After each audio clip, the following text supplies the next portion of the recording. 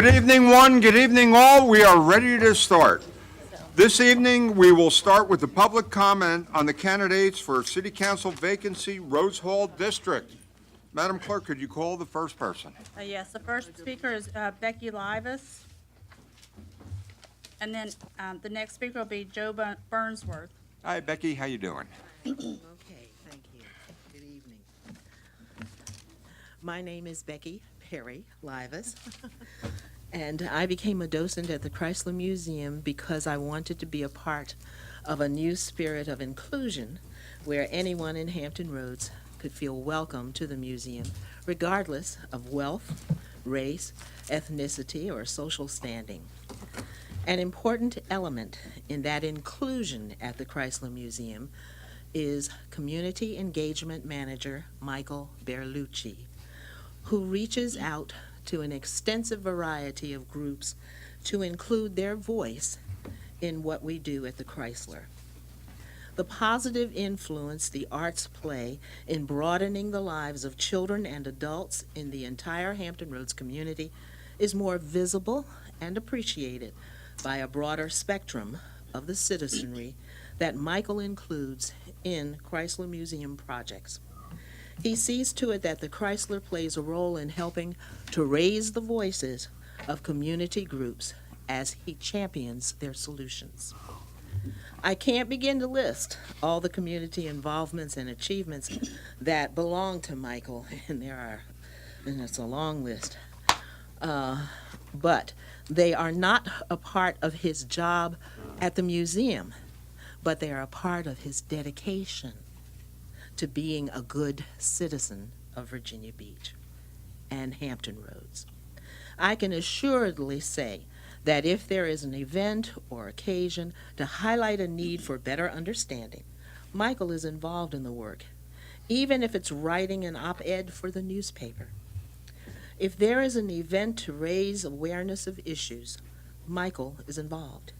If there's a need to raise funds to help with solutions to community needs or problems, Michael is there.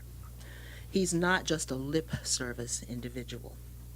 When he works on an idea, he sees it through to the end, from the conception to the feasibility study to the gathering of feedback from those most likely to benefit or not, and finally to being there the day the idea or event comes to fruition.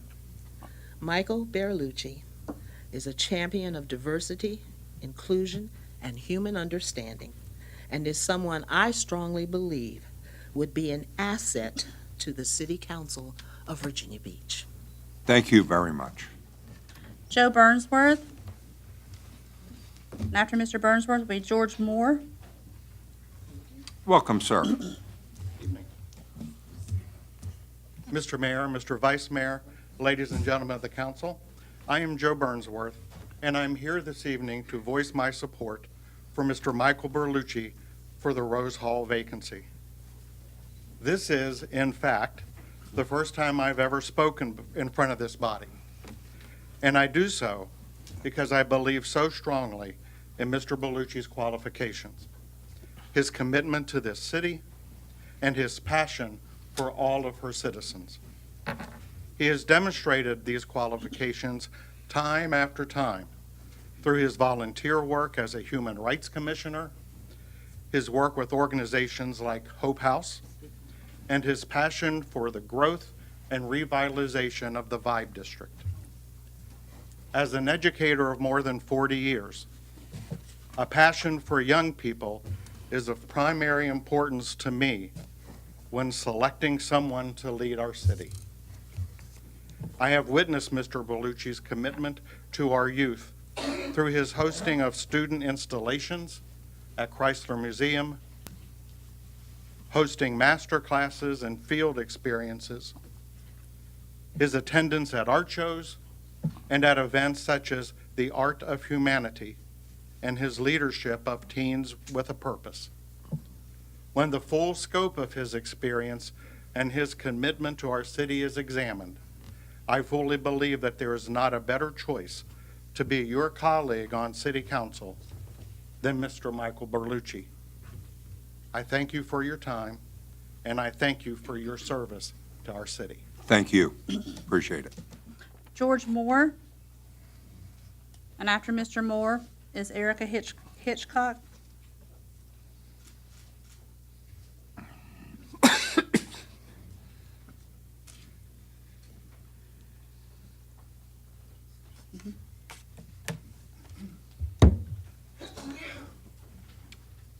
Welcome. Thank you. Good evening. My name is George Moore. My wife Janet and I have lived and worked in Virginia Beach for over 40 years. We owned a business here for over 20 years, along with commercial and residential property.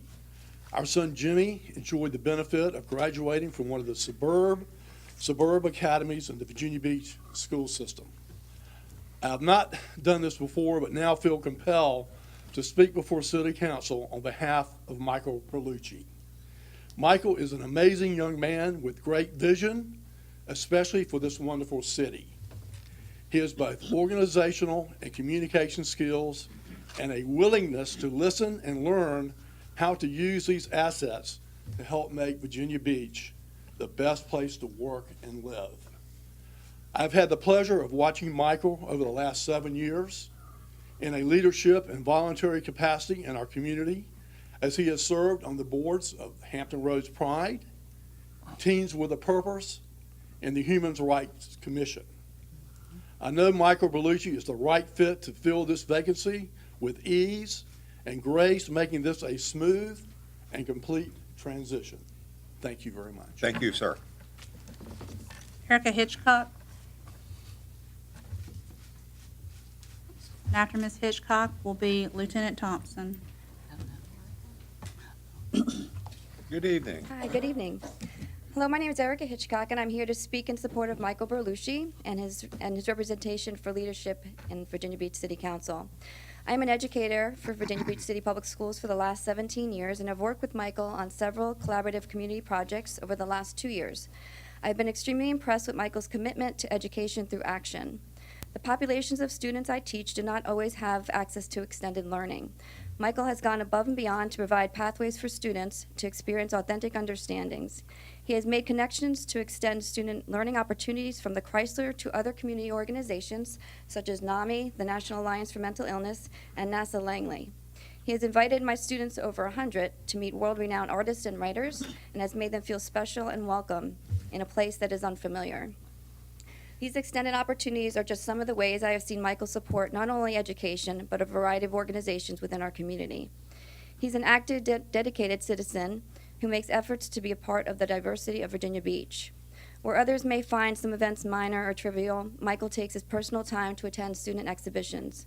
Where others may be too busy with their own lives and careers to support one school in Virginia Beach, Michael has contributed much of his time and energy. He is an instrumental leader in bringing together people and opportunities within the community. Even when our collaborations were over, Michael kept education and community associations open. He is extremely astute in making connections happen that are beneficial to all parties involved, as he did with my students and the Virginia Beach Humanities Rights Commission last year. This connection and opportunity led students to explore ideas of diversity and equity through their artwork, which was then displayed at a large community awards function. They felt honored and validated through this experience. Michael is informed about the development and events of Virginia Beach and makes efforts professionally and personally to support and be active participant and leader. These efforts are meaningful and important to the growth of Virginia Beach, culturally, racially, and fairly. As you can see from the list of organizations that Michael founded, leads, or is an active member, he represents the diversity of he represents the diversity of the city and understands the importance and significance of representation for all, from Teens with a Purpose to the Virginia Beach for Fairness.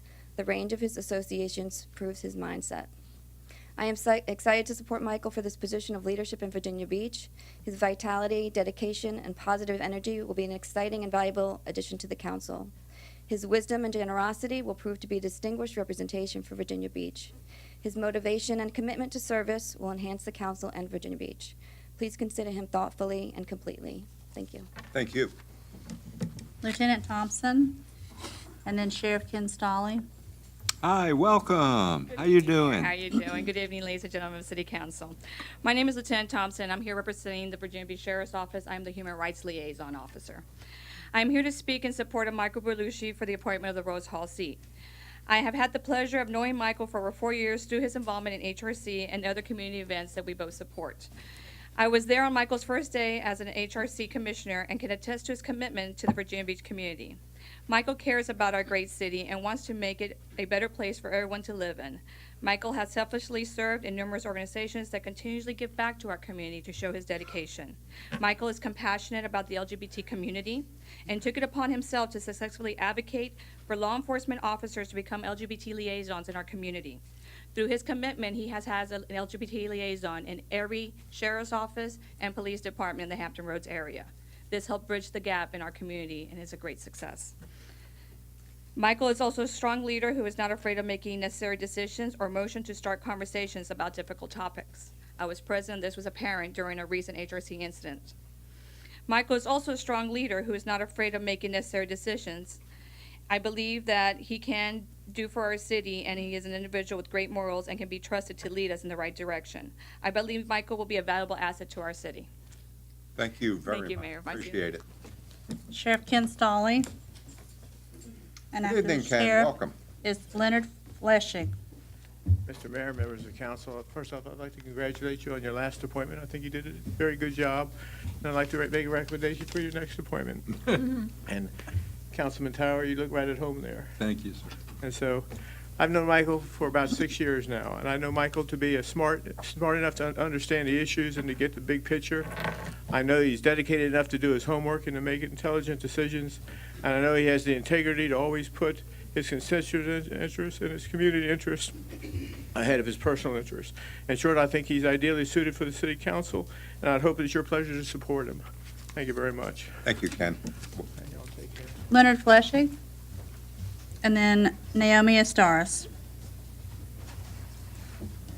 Good evening, sir. Good evening, Mr. Mayor, Mr. Vice Mayor, and members of the council. Thank you for allowing me to speak. My name is Leonard Fleisig. I'm a resident of Virginia Beach and a partner in the law firm of Wilcox Savage, so I live and do business in Virginia Beach. I've only been down here for 7 years, but I quickly realized that moving down here was the smartest decision I've ever made. I absolutely love the city of Virginia Beach, the people I've met, and the community.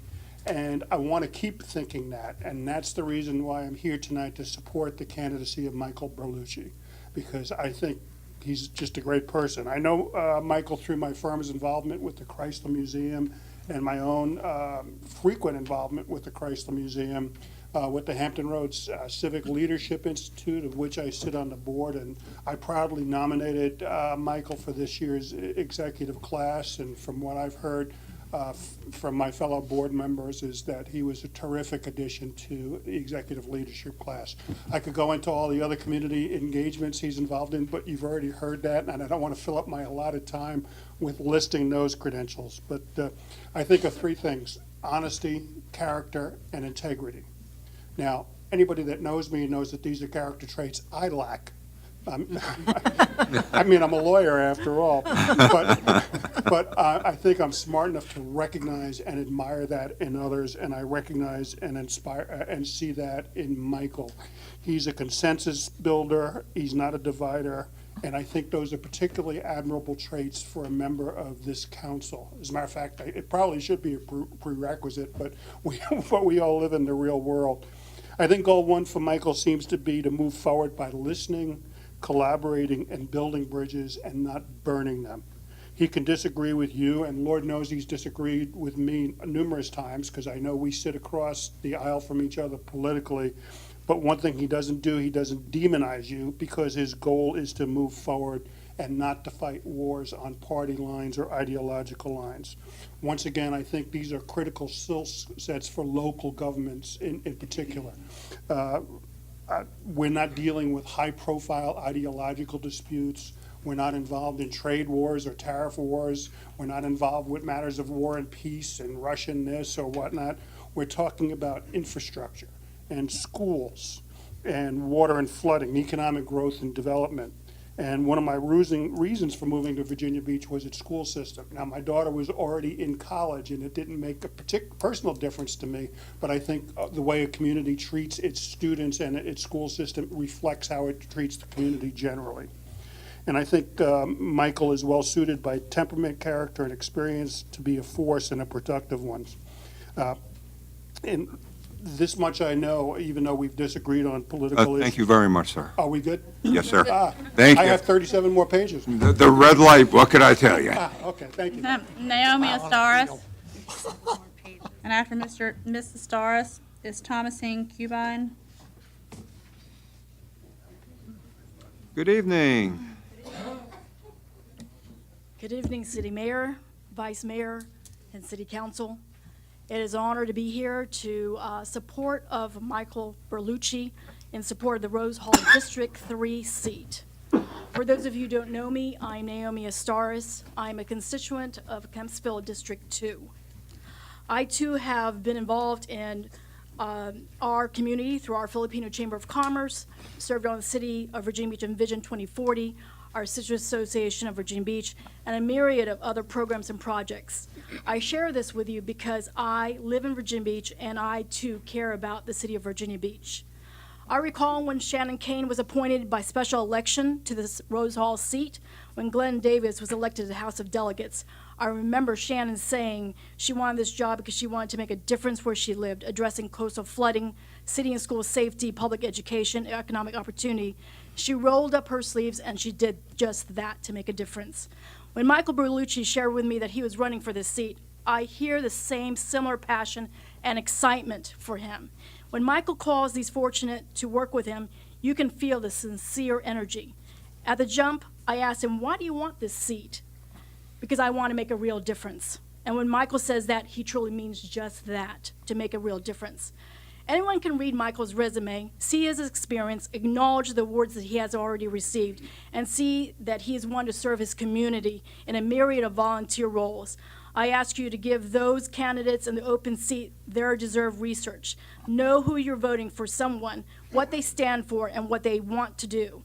Knowing their platforms, I know Michael from collaborative projects and productive brainstorming on several ideas, which we've instituted together. What I like about Michael, he doesn't want this seat just to keep it warm. Michael's preparation for this role is already long underway. He started by investigating the skill sets that is needed to do this job right. By finding out what the job entailed, he spoke to the person already doing the job and spent time with her. Did all the other candidates do just that? Did they speak to Shannon to see her vision? Did they learn about the job she just started, what jobs were already going and carrying great momentum, and her wishes for the future of this district? I believe Berlucci is the best candidate for this seat. Michael told me, this is the seat I want to fill, and I too will roll up my sleeves to make that real difference. And I say real because he listens, and that's what he will talk about. I look that he will support this position. Speaking of schools, he is really a walking example of successful Virginia Beach public school systems. He's attended Kingston Elementary, Lynn Haven Middle, and a graduate of First Colonial. You already will hear from folks about education, so I won't speak on that. I will speak on small businesses, and that's what he was after, and that's what Shannon did, and he will continue. He will meet also with small businesses and entrepreneurs. Thank you very much. Appreciate it. Thank you. Thomasine Cubine. And then Colleen Higginbotham. Welcome. Well, good evening, the Honorable Mayor, Vice Mayor, and council people. My name is Thomasine Cubine. I live in Virginia Beach, and I'm a member of the Human Rights Commission and serve with Michael. It's my pleasure to speak in support of Michael Berlucci appointment to the seat that is vacant. Having served with Michael on the Human Rights Commission for almost 4 years, I know and appreciate him as a person with a strong sense of community and public service. He's an advocate for individuals who have been marginalized in society. He is a person who takes action, he works with others, and he does get things done. These things make a difference in our community. Michael is truly a humanitarian, serving with many community and civic organizations you've heard about some of them being the Virginia Beach Community Development Corporation, Teens with a Purpose, Hampton Roads Pride, Hope House, and others, many, many others. I have been impressed with Michael's use of his position at the Chrysler Museum. I've seen him use his ability to bring exhibits there to shed a positive light on populations who may have been stigmatized. For example, he arranged for an art exhibit with a nice reception for people who were inmates in our city jail, and their work was amazing. And this kind of thing creates a higher level of appreciation and compassion for people who may have been stigmatized, and for their families also, because they attend also. Through his museum connections, he arranged a special tour of the National Museum of African American History and Culture in D.C. for the Commission for the Public School, for students and some teachers, and also for the emerging African American Virginia Beach Cultural Center. Yes, Michael is a dedicated humanitarian person, but he is also highly knowledgeable about and interested in all of the affairs of the city. If one would just look at his the candidate questionnaire for this city council seat, you will see that he has well thought out responses on all of the questions, including the city's top priorities, agricultural reserve program, tourism, and other things. Michael makes a point to learn about these things and to make sure he goes to meetings, he has questions, he researches it. I see my light is blinking. I also would say his his education also prepares him well for Thank you very much. his education. He got his degree in political government. Thank you. Colleen Appreciate it. Higginbotham. And then the next speaker is John Katzia. Welcome. I'm sorry. I can give it to him, sure. So, good evening, council members. My name is Colleen Higginbotham, and I am here to speak in support of the appointment of Michael Berlucci to City Council. I have worked with Michael at the Chrysler Museum of Art for the past 8 years, and during that time, he has always been focused on helping us connect with our community. I hired Michael 8 years ago as a part-time gallery host, our front line, helping us directly engage with our visitors, and he's always my example of why you should not shy away from someone who appears to be overqualified for a frontline position. He wanted to make that move over into the nonprofit world, and he was very willing to work his way up. Luckily for us, he worked his way up within the Chrysler and is now our community engagement manager.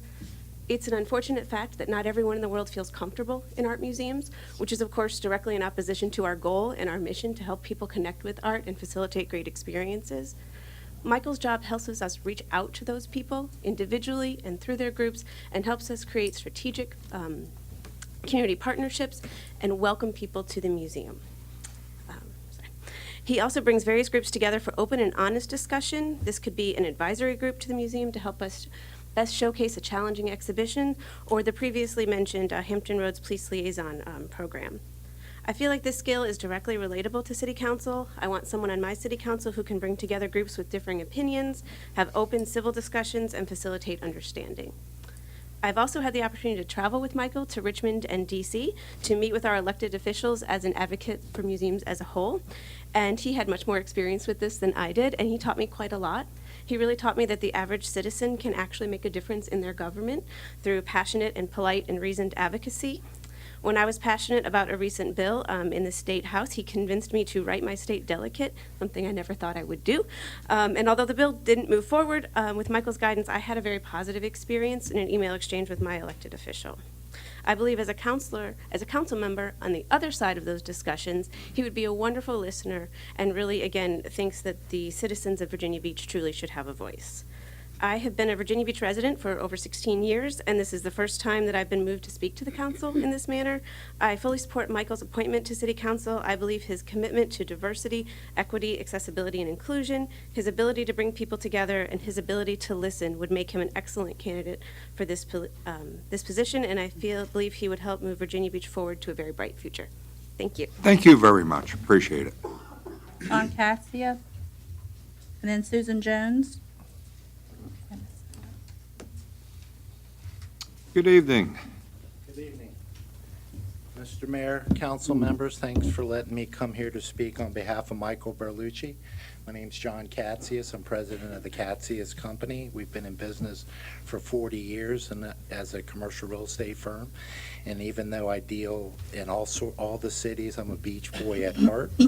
My dad is a proud first citizen of Virginia Beach, and my mom was planning commissioner for 8 years. And this is our home, and I got to know Michael being active with the Chrysler Museum and the Masterpiece Society. And years ago, when I started to interact with Michael, I said, you know, you might want to think about running for office one day. He had this passion about our community and all the communities that he was involved with. And I got a call from him recently that he was up for this appointment, and I asked if I could speak on his behalf.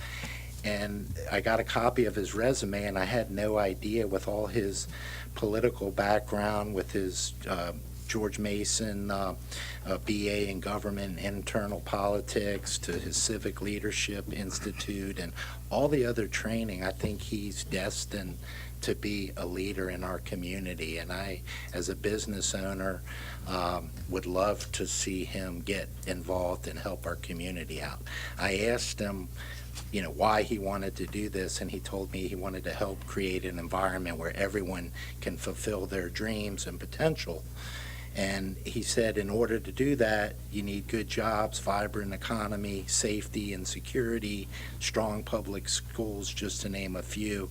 And I couldn't think of a better candidate to represent our city in this position, and I hope he gets the opportunity to serve. Thank you very much. Thank you. Appreciate it. Thank you. Susan Jones. And after Ms. Jones will be William Bailey.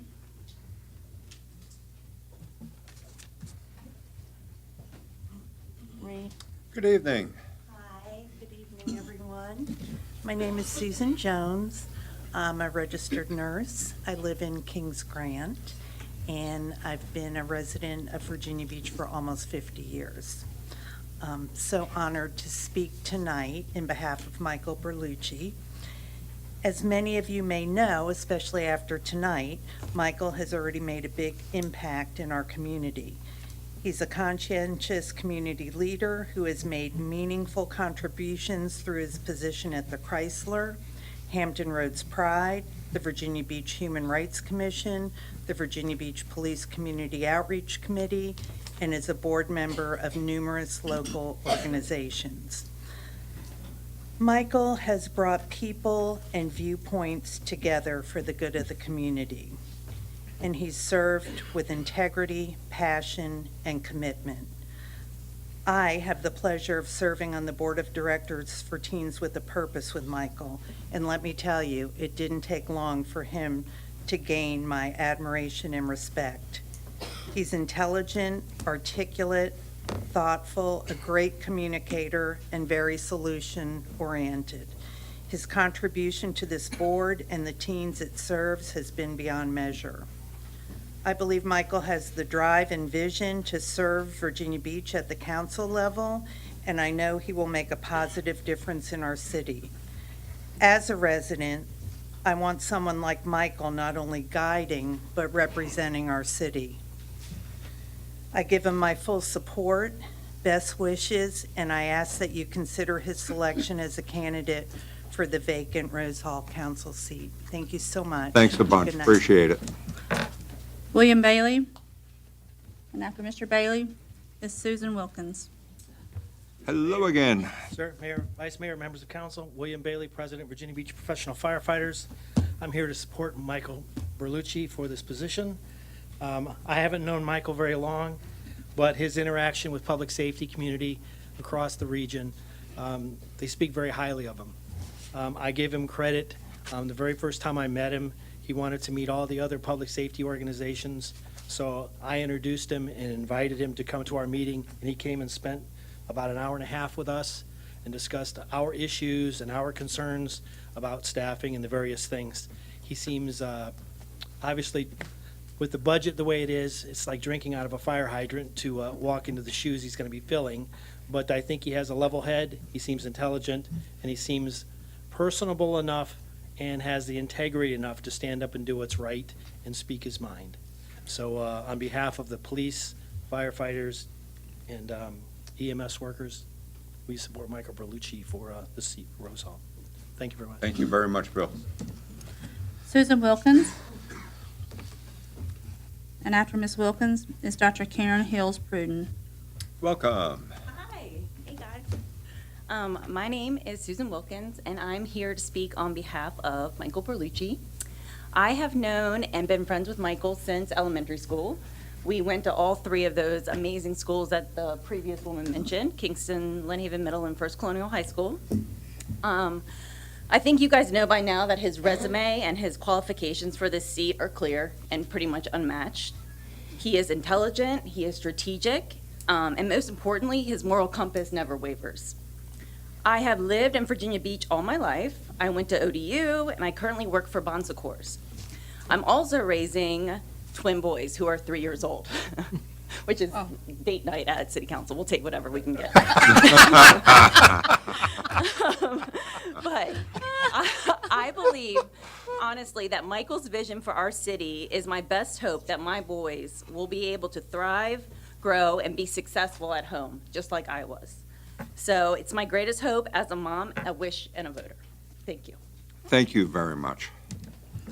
Dr. Karen Hills Pruden. And then the next speaker is Omar Hassan. Good evening and welcome. Good evening. Thank you for having me. I'm a little short. My name is Dr. Karen Hills Pruden. I am here to personally lend my support to Mr. Seiko Varner for the vacant City Council seat for Rose Hall. I have had the pleasure of working with Mr. Varner where he served as a youth chair for the local civil rights organization for several years. Mr. Varner has a cultural competence to see opportunities for solutions among diverse populations by creating environments where difference is embraced and valued. This leadership style resonates with the youth he mentors. I know it will be appreciated by all citizens of this city. Mr. Varner is a qualified leader who displays a relentless commitment for education. He is deeply committed that our youth are prepared for careers in science, technology, engineering, and math. Mr. Varner will be influential as a city council member as he leads through respect and a history of results, regardless of age, gender, education, income, and occupation. As a consummate learner, he is committed to personal development to enhance his ability to offer innovative solutions to problem solving. His use of partnerships will be valuable to the council as you collaboratively seek resolutions to various concerns of citizens. Mr. Varner will bring together his knowledge and experience to complement existing city council members' talents. I am confident he will continue his commitment to work towards solutions that are in the best interest of this great city of citizens. Thank you. Thank you very much. Appreciate it. Omar Hassan. And after Mr. Hassan is Sylvia Strickland. Omar Hassan. Sylvia Strickland. Sylvia Strickland. Oh, is she? I'm sorry. And after Ms. Strickland will be Bruce Meyer. Anybody move? Good evening and welcome. Thanks, Good Dave. evening. How are you doing? Great. I'm Sylvia Neri Strickland. I'm Chair of the Human Rights Commission of Virginia Beach. Tonight I'm here as myself to support Michael Berlucci for appointment to City Council. You have his resume and you know his qualifications and you're hearing plenty. I want to speak to my personal relationship with him. I'm not a person who is easily won over. For example, my sweet second husband, I have to number them. It took him longer to win me over to marriage than our marriage lasted. If you're watching, thank you. I met Michael first at his first Human Rights Commission meeting, and as many new members to commissions and boards, you know, we usually lay back and we're quiet for the first couple of meetings. As I remember this first meeting, Michael did not only did he speak up, but we were in the midst of a very deep conversation that was going in circles, and he spoke up with a different perspective that we had not thought of. When he did that, the whole course of the evening changed and we came to a consensus. So that man won my attention. As I grew to know Michael, I observed how he engaged with the community. He actively supported and worked for many diverse causes and organizations, but what I noticed most was how he truly listened and how he deeply cared, and he won my admiration. As Human Rights Commissioner, Michael immediately made a difference. What he didn't know, he learned quickly. What he knew, he shared with us. His energy and enthusiasm were boundless. What stood out for me was his commitment from his idea to his execution. He followed through, working to the 11th hour if necessary to make someone's life a little bit better. So he won my respect. Today, I consider Michael one of my dearest friends and my confidant. Through these challenging times we've had, I know when I call, he answers. My requirement for true friendship is integrity and honesty. That's all. And Michael has never once let me down. He's not a yes man, as someone else has told you, but he's a true one. And he listens and he gives me advice, sometimes which I don't want to hear, sometimes I do. But he's always there to support me, as he is all of his friends and colleagues. So he has forever won my friendship, and I hope I've won your confidence that this man deserves to be on City Council. Thank you so much. Appreciate it. Bruce Meyer. And after Mr. Meyer is Connie Meyer. Oh, we bring both up at the same time. Hey, Bruce. Mr. Mayor, Mr. Vice Mayor, members of council, good to see all of you again. And for some of you I've never met, good to see you. Welcome, congratulations. Most of you all know us. We own, my wife Connie Meyer, and we own Meyer Group Insurance, and we also own Hampton Roads Weekly, a brand new local publication some of you have seen. We're also very familiar with the council. We both have been appointed previously to the local board of the Tidewater Community College at different times. Later, I was appointed by the governor for the State Board for Community Colleges, and later was chairman of the State Board for Community Colleges. And of course, we're involved in way too many organizations, so we'd be here all night and the light would go on anyway, so I'm not going to go into it. But we are here to support the candidacy of Michael Bertolucci. Okay, so I know sometimes, and maybe you think often, council can be a thankless job. And I also know that oftentimes you take heat for the things that people think you may not do well, and don't often get the accolades for the things that you do well. So when Michael called me and said this is something that he wanted to do, he had a passion for, I can't remember being happier when someone called me to say that they wanted to serve. And so just to acknowledge all the wonderful things everybody said before us, the one point that I wanted to make is when we are looking for someone to work with us, a lot of people can do great when everything's going well. Michael is somebody who, when you're really in the thick of it, when everybody's arguing back and forth, when it seems to be there's no consensus, he can respectfully and knowledgeably bring people together. And even if he has to tell them no, which I know you guys have to do often, he does it in a respectful way where he will never burn bridges, and I think that's an incredible asset. And we've both had the great fortune of working with Michael on numerous civic engagements, and very impressed. He's a hard worker, he's diligent, but the biggest thing is his heart's into it. He just doesn't do things for a resume. He does things because he cares. He cares about the city, he cares about the organizations that he participates in. So, in a nutshell, we could go on and on and on. You're going to hear from everybody else, so I'm not going to bore you, anymore, but we feel strongly he'll be a tremendous asset to this council, and yeah, I see the blinking light, and the citizens of Virginia Beach. So I thank you very much. Thanks You so got much. right up. Appreciate it. All right, thank you all. Thank you. Ashley McLeod. And after Ms. McLeod is Anthony Stanton.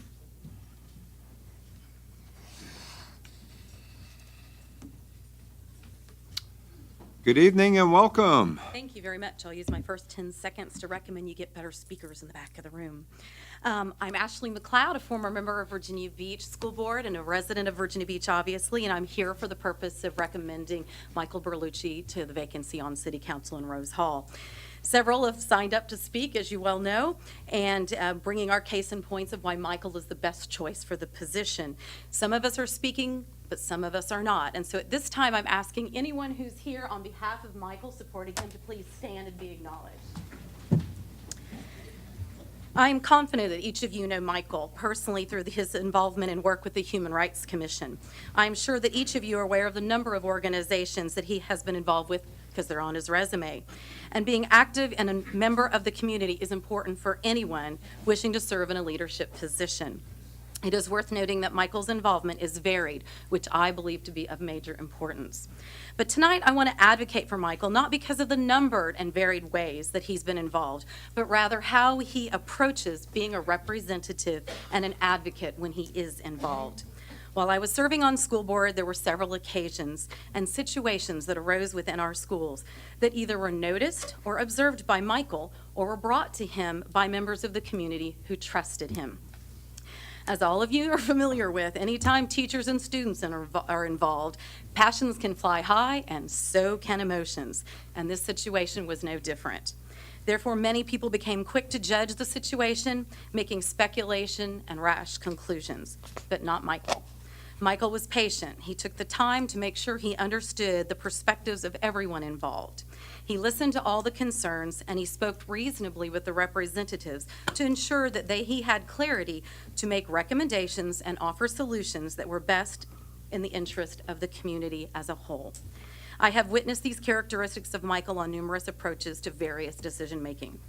The ability to consider each perspective impacting our citizens, the processes being followed to benefit them all, as well as a personal vision for a thriving community is what makes a great leader. That is what's needed in a leadership of Virginia Beach, and that leader is Michael Berlucci. Thank you. Thanks so much. Appreciate it. Anthony Stanton. And after Mr. Stanton is Michael Cloud Butler. Good evening. Good evening, Mr. Mayor. Mr. Mayor and Council, my name is Anthony Stanton. I'm here tonight to speak on behalf of Mr. Seiko Benjamin Varner. Mr. Varner is an honest, hard-working family man who has made his home here in the Rose Hall section of Virginia Beach for many years. I have known Seiko for nearly 20 years, and I can say to this council that you won't find a more sincere, honest, and committed citizen than Seiko Varner. He has worked in the local school system and as a teacher and counselor. Mr. Varner is a small business owner and works with a number of local organizations such as the Golden Folds mentoring at-risk kids. I cannot stress enough to the council the commitment and energy Seiko will bring to this council and do the hard work on behalf of the citizens of Virginia Beach and specifically the citizens of Rose Hall. Mr. Varner is a man of great integrity. It is my recommendation that this council select Mr. Seiko Varner to fill the vacancy of the Rose Hall District. Thank you. Thank you very much. Michael Cloud Butler. And after Mr. Butler is Becca Perel. Good evening. Good evening, all. Mayor, Council. The very first thing I'd like to do tonight is congratulate you guys on the greatest festival I have seen at the beach in a long, long time. Thank you very much. I'm here speaking for Michael Berlucci for the Rose Hall Council seat. I've known Michael for about 4 years. He came on to the Human Rights Commission. I'm an observer. I'm at most of the meetings, and he came on extremely well-versed and strong. I can't help but think that that would be exactly how he would approach his council seat, building coalitions, which I think he's already started on, knowing many of you on a personal level, building those relationships, gaining knowledge. The city it's a vast city. It's a very complicated budget, economy. It takes a tremendous amount of initiative and intelligence, all of which Michael has boundless amounts. I cannot but think that the council will be that much better for a person, one of the citizens, coming forward to be part of this great city. And one thing that I do see when I look at Michael, and I see in his eyes determination and sense of purpose, the same as I see in all of yours. I think Michael is going to be an incredible council person for the time that he will serve, and I hope that the decision is made to place him in the seat for Rose Hall. Thank you. Thank you. Becca Pearl, and then Olga Torres. Welcome.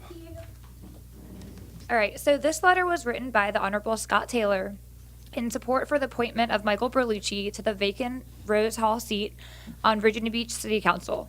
Mayor Dyer, distinguished members of City Council, ladies and gentlemen, good evening. I do apologize for not being able to be with you in person tonight, but I wanted to express my view on this very important matter that our city faces.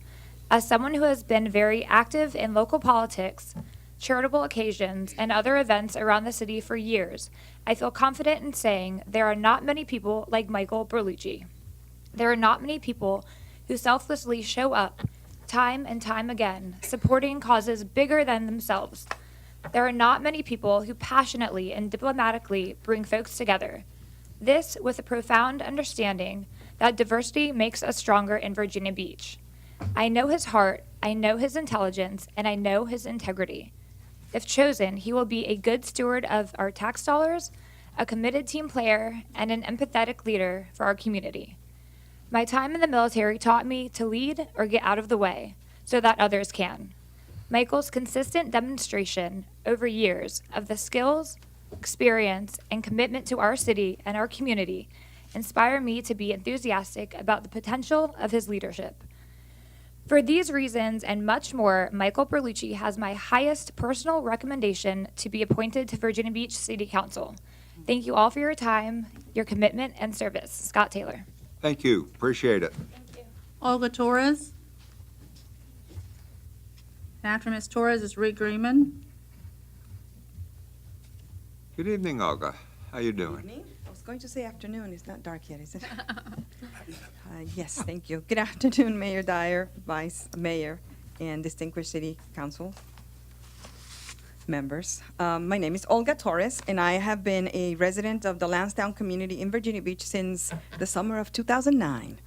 I am here to speak as a private citizen on behalf of Michael Berlucci and his application for the currently vacant Rose Hall Council position. I have had the pleasure of collaborating with Michael on many occasions. I have come to know him as a person of great integrity, an excellent collaborator, an engaging team player who is always welcoming and open to new ideas and different points of view, and always in the pursuit of diversity and inclusion. When I get to work with Michael, I know that he will listen intently and validate what I bring to the table.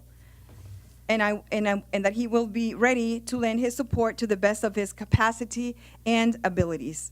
I believe Michael is a wonderful ambassador for our city, and I believe he will serve the citizens of Virginia Beach, the city of yes, with the same vigor, transparency, and integrity that he now serves in the various roles and commissions already mentioned by those who have spoken before me. I currently have the honor of serving as Vice Chair of the Minority Business Council, President of the Hispanic Leadership Forum of Hampton Roads, a nonprofit 501c3 organization, and previously as President of the Hispanic Chamber of Commerce.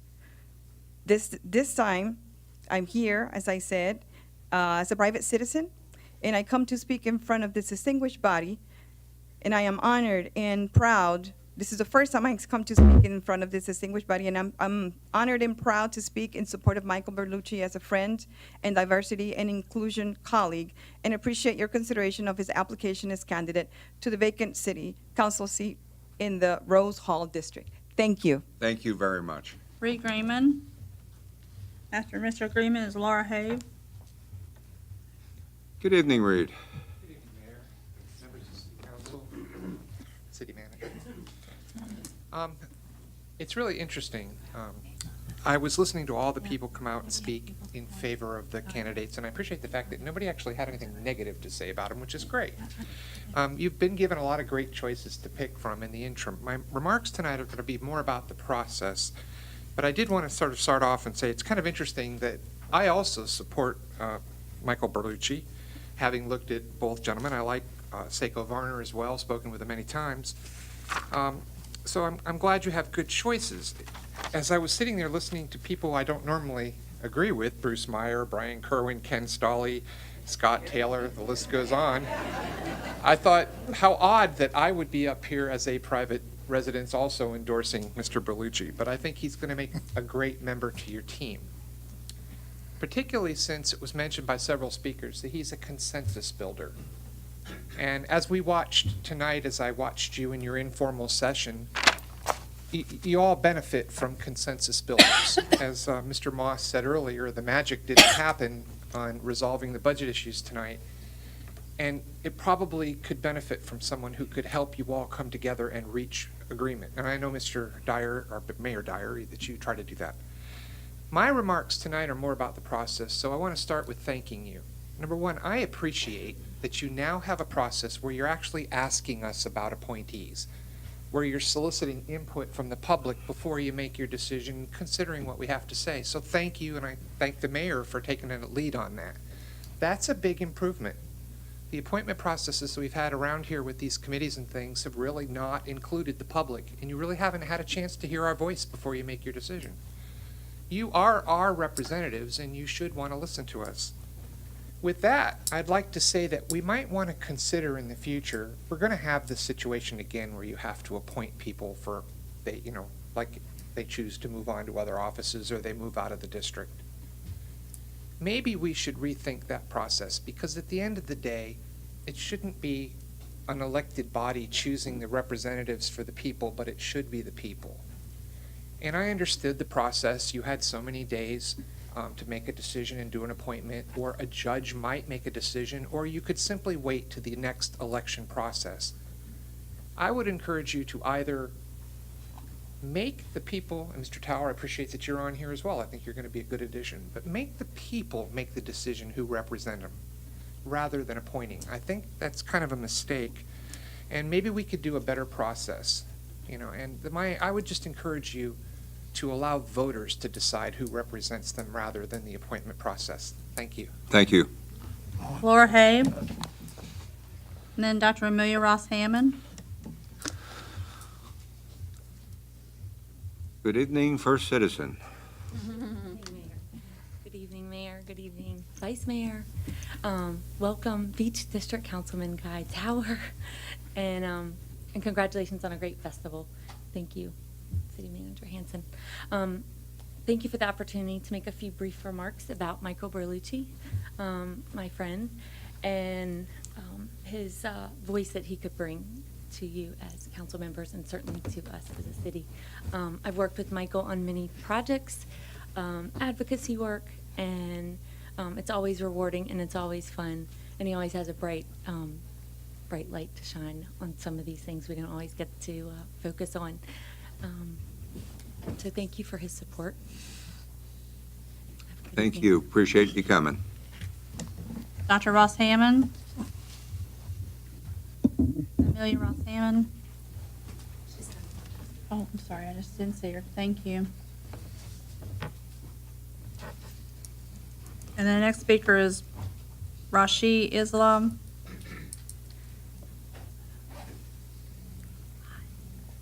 Welcome, Amelia.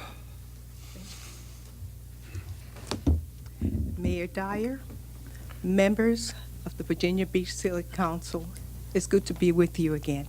And thank you for your Celebration of Life proclamation. I'm here this evening to speak about Michael and support Michael Berlucci. I met him when I first came on council, and he had the courage, and that's what I call it, to sit with me and say, I know you all are taking bills up to the General Assembly. I have one I really feel important, and that is to do with non-discrimination based on gender identity. That takes courage, because he felt it was so important, and so did I, and put my name behind that. Besides that, Michael has been an exemplary community volunteer and leader. He's willing to do whatever the mission is to help increase and promote inclusion and diversity in our city. An example, when as you know, the College Beach Weekend, he was out there and he helped coordinate that for a couple of years, bringing as part of the Human Rights Commission, bringing others to come down and observe. So I was one of the observers, and I brought several others, and he was out there. So he's a person that not only asks you to do something, but he's out there walking the talk. Another example is when we have the African American Cultural Center, he volunteered to help. And he says, what part can I help you with? And I said, well, you know, coming from the old school, I'm working with the social media. He says, no problem, consider it done. And from then on, he's been helping us with our Facebook and so forth, volunteering. And that takes time. He also arranged with the Human Rights Commission for so many to go to the National African American Museum. And he took the police, he took Police Severus and several others to go with them. That was an amazing trip, even though I couldn't go myself because of family illness. People came back and really talked about the whole opportunity that that gave him. So these are special traits and talents. He's also a Sorensen grad, like I am. And besides that, he's one of our top 40s under 40s listed in the Inside Business edition. So someone like that is who we need to bring inclusion, diversity, who is open to what this city needs at this time. Therefore, I wholeheartedly endorse Thank you. Michael Belushi. Thank you very much, Amelia. Raif Islam. Did I mess that up? And then the next speaker is Conrad Shizventer. Welcome this evening. Hi, everybody. My name is Raisa Islam, and I am the founder of Utopia Fenny Inc., which is a nonprofit for working artists in the area. And we also provide art programs for our village in Fenny, Bangladesh. I am here in support of Michael Berlucci for City Council in the Rose Hall District. He has been one of our top supporters from the very beginning, since before I really knew what I was getting myself into. He showed me that we have the potential to grow in the city as a creative community, and he provides platforms who don't have a voice, and otherwise he's passionate about developing the city where it needs to go. I've seen him in growing in the Human Rights Commission, Hampton Roads Pride, Teens with a Purpose, and the Chrysler Museum, and all I've ever seen from him is how he reaches out to every part of the community in order to really accomplish the positivity of what we have. He's sincere and reasonable and uses his power for the greater good. He has given me hope, and he's done as he's done for countless people in this room, as you've heard today. He represents the positivity we saw this past weekend at the festival, Something in the Water. I'm happy to endorse Michael Berlucci in this candidacy for City Council. Thank you for your time. Thank you for your time. Thank you. Conrad Shizventer. And then the next speaker is Patricia Stanton. Good evening, Conrad. How you doing? And hello again, friends. I aim to have a city government that does no harm and a city government with positive vibes. I think appointing Seiko Varner to this Rose Hall seat can help foster the most positive of vibes. He's a graduate of the real HU. He's a teacher. He's an entertainer, an edutainer. He's owned a business for years, and he's a solid leader in our community who efforts positive development in Virginia Beach youth through his character-building events, and I've attended a few of those. Character matters. Seiko has no bluster, no puffery. He won't lie thousands of times like some politicians. He's a man of honor and a man believing in fiscally sound government. Choose Seiko Varner because my friend chooses the citizens of Virginia Beach daily. Thank you. Thank you. Patricia Stanton. And after Ms. Stanton is Mike Maskell. Welcome. Good evening. Good evening, Mr. Mayor, Vice Mayor, Council. My name is Patricia Stanton. I'm a retired postmaster, moved to Virginia Beach 10 years ago to retire. That's when I met Seiko Varner. I'm sure you all have read his resume, so I'm going to speak from a personal level. Seiko is a godly man serving in his church. He's a loving husband, an awesome dad, not only to his own children, but to other youth as well. Seiko is a very honest and committed person, making him a team player. He has worked hard in the community helping others. He is a businessman, and he has worked on many community projects. It is my recommendation that the council select Seiko Varner to serve on the Rose Hall Council. Thank you. Thank you. Michael Maskell. And then the next speaker is Mark Johnson. Good evening, welcome. Well, you all know me. I don't know if that means my endorsement will help or hurt, but I still wanted to get up and give you guys my reasons why I support Seiko for the Rose Hall seat. I had the privilege of campaigning alongside Seiko when I was running for city council and he was running for school board last year. And during that time, I found him to be a honest, forthright, and empathetic person who genuinely cares about the well-being of others. And when I say that, I don't just mean he's the kind of person that tries not to do harm to others. I mean he seeks out ways to help others. He's the kind of person who will come up to someone who he doesn't even know just because they're looking quiet and withdrawn and ask them what's wrong. And I think it's that desire to help others that drives him into public service.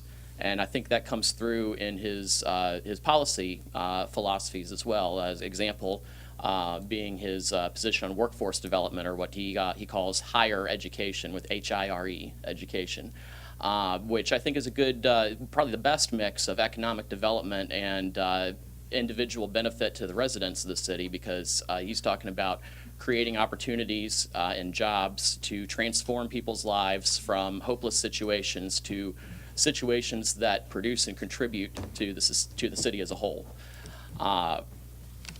I think that Seiko has the skills to help implement those kinds of policies. I don't need to read you his extensive resume, and I wouldn't have enough time up here if I did. But he has done ample work in the last decade, more than a decade, as a family counselor, as a special education teacher, in roles in the community that all involve conflict resolution, communication, building bridges, and directly working with the community, which is what leads me to believe that his appointment to the Rose Hall seat would in itself create a bridge to the community that the city council really badly needs at this time to build trust with its residents and form a consensus behind our city government. These reasons were all enough in the course of last year's campaign to win my support for Seiko, and incidentally, it was also enough to gain the support of 28,167 other Virginia Beach residents who chose him to vote for out of 5 candidates for the same seat on school board last year. I think that's a pretty hefty number of people endorsing him. Thank you. Thank you very much. Appreciate it. Mark Johnson. And after Mr. Johnson is Virginia Wasserberg. Good evening. Mayor, Vice Mayor, and council persons. My name is Mark Johnson. And my daily job, I work for SunTrust Bank. My wife and I and family have lived in the city of Virginia Beach for 19 years, guiding several children through Tallwood High School and Green Run Collegiate High School. So I thank you for being here. I'm here on behalf of Michael Berlucci for the appointment to the Rose Hall vacant council seat. But I would be remiss and have conviction that I also know Seiko Varner for a lot of years. And so I can also speak and attest to his character and leader in the city in terms of caring for kids. So I want that on record. I'm just convicted for that because I didn't know Seiko was running as well. But I'm here on record for Michael Berlucci. So I just wanted you to know that. I've known Michael for a number of years. Michael is applying to the city because he wants to help create an environment where everyone can fulfill their potential. He also wants to see certain conditions in place to help you achieve goals in the city of Virginia Beach, such as good jobs and a vibrant economy, safety, security, and strong public schools, and also resilient strategies to address reoccurrent flood and sea level rise. If given this opportunity, I think he would work diligently to support those goals. As a professional in the Hampton Roads area, I've had the opportunity to go through leadership and be a graduate of the 2004 class of Lead Hampton Roads, and also be the chair of their advisory board. And from a leadership standpoint, we focus on practicing the 5 exemplary qualities of leadership, which I definitely think Michael exudes: the model the way, inspire a shared vision, challenging the process, enabling others to act, and also encouraging the heart. I think Michael would do a great job with regards to reinforcing teamwork, also understanding the power of compromise, and as was said earlier through many others, the power of a collaboration. Being a citizen and as a part of the city of Virginia Beach, understanding that it takes collaboration, compromise, and teamwork to make the city one of the best cities in the region and in Hampton Roads. And lastly, I agree with others who believe that Michael Berlucci would be a valuable asset as a part of the city of Virginia Beach as a member of the city council. Thank you so much. Appreciate it. Virginia Wasserberg, and after Ms. Wasserberg is Kathy Hyatt. Hi, Virginia. Welcome. Hello, good evening. I just want to say that I'm not a business owner. I don't volunteer at a museum. I don't participate in that because I don't have time for it. I'm a mom. I'm a wife. I'm a stay-at-home mom and I homeschool 2 children. And unlike anybody that has come up here yet for this, I live in Rose Hall. And I just want to tell you that Seiko makes sense to me. He really does. I had a conversation with Mr. Varner today on the phone. It was my first conversation with him because I believe in reaching out to those that are seeking to be my representative. I have not had the chance to speak with Mr. Berlucci yet because, again, I'm a stay-at-home mom. I stay a little busy. And I had to withdraw my name from consideration for this position because of that, to take care of my children. You know, you can look at Mr. Varner's resume. He has a degree in psychology. He has a master's in education. He has decades of professional experience in professions such as project management, education, counseling, and special events. He recognizes the strengths in others. That's something that he and I spoke about today, about how he takes his time to understand what it is that somebody has a strength in, and he wants to support that strength and use that for the betterment of all people. And while you have a lot of great things to look at in both of these people that have been appointed, or that are seeking the appointment, I just want to bring up that Seiko makes sense to me because he is a family man. He owns a home in the district.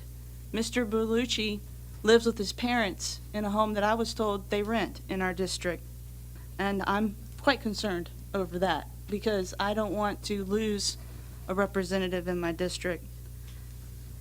Mr. Varner has a rich understanding of the district. He's lived there. He spoke on the phone with people who went through Hurricane Matthew and had water in their homes. He knows what it's like to be in Rose Hall because he's been a part of Rose Hall. And Rose Hall has been my home since I made the Commonwealth of Virginia my home. And I implore you to choose somebody that makes sense when it comes to representing the people of Rose Hall. And Seiko makes sense. Thank you very much. Kathy Hyatt. And after Ms. Hyatt is Barbara Messner. Hello, how are you? Hi, everyone. My name is Kathy Hyatt. Some of you knew me previously as Kathy Adams. I currently serve as the Public Information Officer for the Virginia Beach Sheriff's Office, and I'm a resident of Virginia Beach. And I'm here to speak in support of Michael Berlucci for the Rose Hall seat on City Council.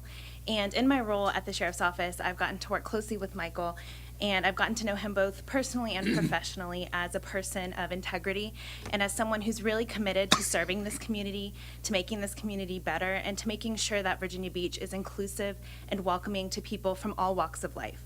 And I really feel that he would bring a diverse and informed and open-minded and a regional perspective to City Council. And I don't want to belabor the points that you've already heard, but one important example that I feel really shows Michael's character and his caring is the Beyond the Block exhibition that we've created together at the Chrysler Museum the past 2 years. And this would not have been possible without Michael. And because of him, for the past 2 years, the Chrysler Museum has dedicated space and resources to promoting and displaying work created by the 1,400 inmates that are housed just a few blocks from here. And I think that's important because it shows that he cared about a community that is so easy to overlook or to not care about. And for the people whose artwork was selected, for them, many of them said it was the first time they had ever been recognized for doing something positive. It gave them hope. It made them feel that they could be recognized for something beyond whatever crimes they committed. It also educated the community at large about this aspect of our criminal justice system and about the role that our sheriff's deputies and our correctional officers play in keeping our community safe and helping prepare inmates to re-enter society and hopefully be successful as members of our community. And third, I think this exhibition was also important to another overlooked community, which is the friends and family of people who are incarcerated. And they are tremendously impacted by having a loved one locked up through no fault of their own. And so it was really great to see at these exhibitions, see mothers and children and wives of people of our inmates beam with pride to see their work displayed at an institution of the caliber of the Chrysler Museum. And so Michael cares about bringing together every aspect of our community, and I know that he would be a tremendous asset to City Council and an advocate for Rose Hall and for Virginia Beach as a whole. So thank you so much for your time. Thank you very much. Barbara Messner, and then Kara Moran. Welcome, Barbara. Good evening. I'm blown away as usual by all the speakers. I mean, the Commonwealth Attorney, Kathy Hyatt. I appreciate her articles about the, lack of space here when she was at the pilot. And I mean, this isn't a social job. This is government 101 business. This is serious business. Another speaker is a new attorney with Wilcox Savage. Mr. Stiles, you know that you've been hiring Wilcox Savage for at least 15 years for outside legal work. I think Kaufman and Knowles, your prior firm, Mr. Tower, we paid $2.8 million in outside legal fees. I mean, the residents should have time to research all candidates for at least 30 days. No one should take seats and vote on a $2 billion budget and a $2 billion long-term debt. Mr. Jones. Good evening, Mr. Jones, Louis Jones. When your seat was vacant and when Sessoms left in April of last year, those seats stayed open. Y'all weren't here. Those seats weren't filled for the budget last year, and there's no reason why new people who haven't been to council should be voting. It's a supermajority vote. This involves city land.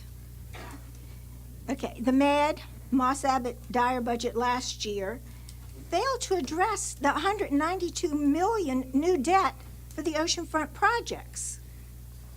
They didn't object to several people, staff that make $250,000, over $250,000, like Mr. Spohr and Mr. Hansen make, plus $12,000 yearly auto allowance. I don't know how many vehicles y'all's families own at this point. They didn't ask that the Virginia Beach Economic Development Authority be abolished, which I asked last year. Corporate welfare is un-American. We should not be hiring people to incur debt. Thank you. Thank you. Kara Moran. And then Alicia Burke. Welcome. Mr. Mayor, City Council members, my name is Kara Moran and I reside in the Beach District. I've had the privilege to get to know Michael Berlucci both directly and indirectly over the past year. Michael and I are graduating classmates in the 2019 Civic Executive Leadership Program, and I can tell you from our time together that he cares about our issues, the city of Virginia Beach, and our region. His unwavering knowledge of the challenges facing Virginia Beach, along with his deep compassion and enthusiasm to find solutions to do the right thing, make him an asset not only to our council, but to the citizens of our great city. Indirectly, Michael and I are also graduates of the Sorensen Institute for Political Leadership program. We attended different years. This program's goal is to strengthen the quality of governance at all levels and to improve political leadership capabilities of our Commonwealth's emerging leaders. The curriculum is designed around ethics, public policy, compromise, and practical politics. One thing we need more of locally is civil discourse and respect amongst our political parties, and especially from our general public when addressing our local elected officials on social media. One of Michael's strongest attributes is the level of respect in which he interacts with others and conducts business. I am enthusiastically optimistic to report that Michael and I do fall on different ends of the spectrum on a few political beliefs, and I'm here not only to support him, but also because I trust his judgment to do the right thing for all of the citizens of Virginia Beach. And thank you for your service. Thank you. Alicia Burke. And after Ms. Burke is Joe Burnsworth. Welcome. Good evening, everyone. I am Alicia Burke, a youth peer leader. I had the pleasure of meeting Michael Berlucci 2 years ago through Teens with a Purpose, a creative youth development organization. Michael has always opened his arms to myself and to my peers. This past summer, Michael gave Devin Carter and I the opportunity to attend Pride Block Party, and Devin got to perform at Pride Fest. The teens invite him to lead a workshop on gender and youth empowerment, and he came. He had an important gala the same day, but he said we were a priority to him. He pledged to support youth at a poetic teen town hall, #Rethink High School, a few years ago, and made sure that it was I see him doing all the time. Also, he made sure that young people like me have rich art experience.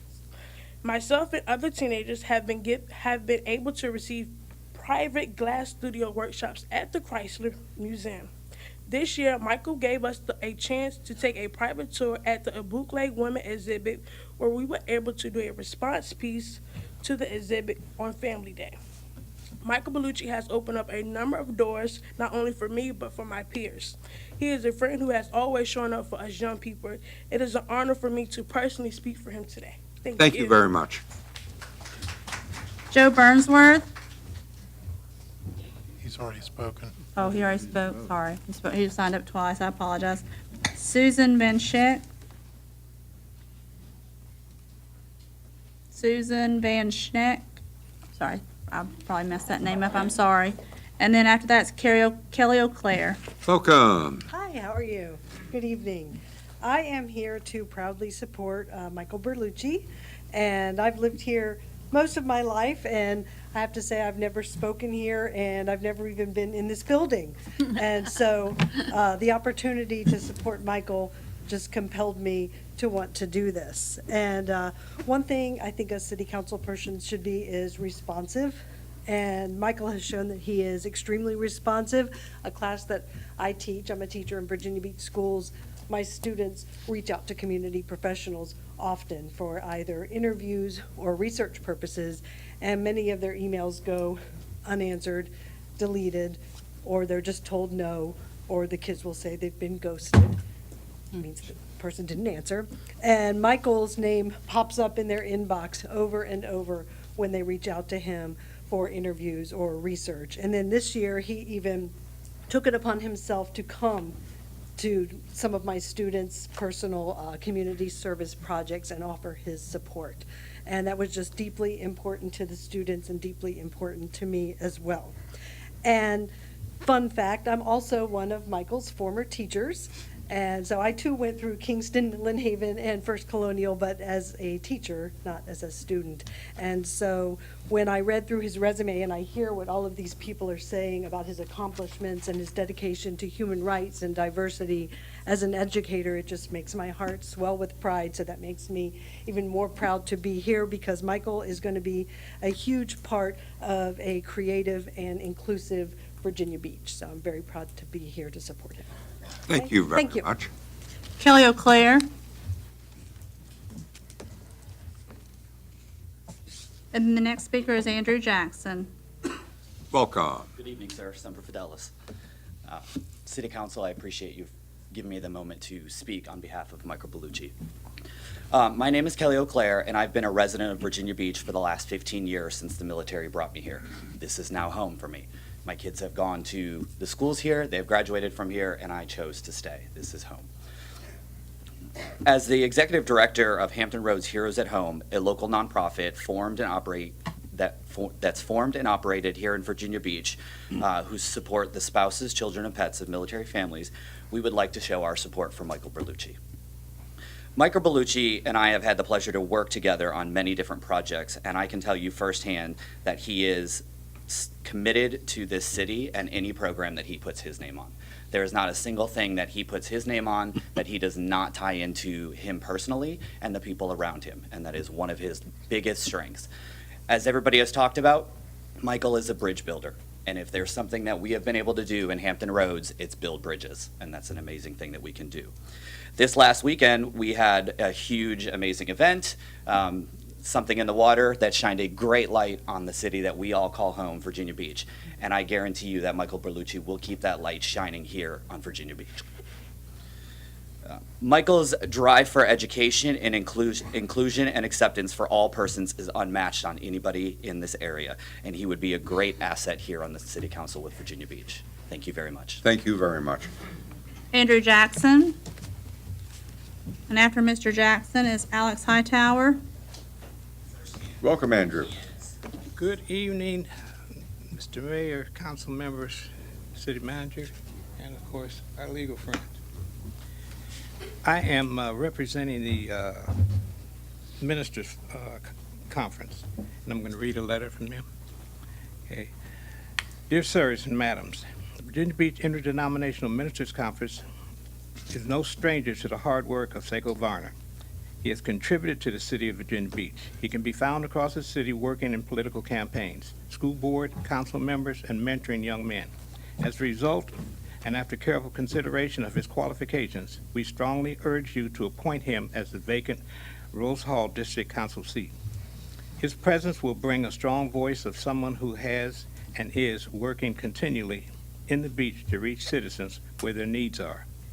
He has shown himself to be dedicated, purposeful, and a committed man of outstanding character. We feel that Mr. Varner's appointment will continue to move our city forward, the best example of inclusive leadership in the state. If you have any questions, please feel free to contact me. Respectfully yours, Dr. James Allen. I represent them in reading this letter, but I represent the Virginia Beach African American Leadership Forum. I know Mr. Varner, and I met Mr. Bellucci.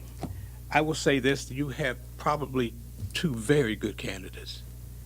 Their attributes are probably parallel. I know people from events and places and things because I appear all the time. That's what I do, so I know people. I know who's sitting here. I am a person, though, that looks at where needs are to create an opportunity to move those forward. I first arrived in this city in 1956, so I'm no young puppy. Thank you, Mr. Jones. I like this smile. Mr. Jones and I have been here a while. But I have lived permanently in Virginia Beach since 1975 when I retired from the military. I have a passion for children. That's what I do. If I do nothing else, I have children. And the difference in creating opportunities is seeing where that need is. And I've seen that when I meet Mr. Varner in the same places that I show up. I don't want to see that child just walking to school, and I see in that child's eyes something that he needs, the hope, the loss, the person that feels lost, that he's not going anywhere. That's where I need to meet the opportunity, and that's where I see Mr. Varner. We have a city that's growing. We will need our youth. They are the next leaders. We must meet them where they are, while they are young, and help them rise up. That's where I meet Mr. Varner. I think both candidates are great, but I look for someone that is going to bring those that are low. Thank you, sir. Thank you. Appreciate it. Thank you. Alex Hightower. And after Mr. Hightower is Seiko Varner. Welcome. Good afternoon, or actually good evening. Hey, I appreciate your time, Mayor, Vice Mayor, Council. My name is Alex Hightower. I'm here as a private citizen, a former resident of Rose Hill. I moved over to the Bayside for business reasons. I'm just here to put my 2 cents in. I just met Mr. Bertolucci just a few minutes ago prior to the meeting through Mr. Varner. He's that type of guy that shows transparency and wants to make sure everyone knows who he is in the room.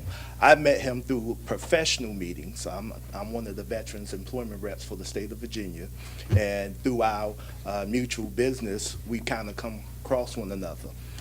Through our business and through our professional stuff, I learned that who he is in the community, what he brings to the table, not just being an entrepreneur, an educator, but an activist, somebody actually lives in the area. I've had opportunity to witness what he does with his program for mentoring young men called the Golden Flow. I've seen both sides of the political aisles there representing, helping these young men become attributes to the community. The last group they had was young millionaires. These people are coming in telling these young men what to do. But the thing about it that really struck a chord with me was it was open to the community. So just not for the young boys, but also for the young girls.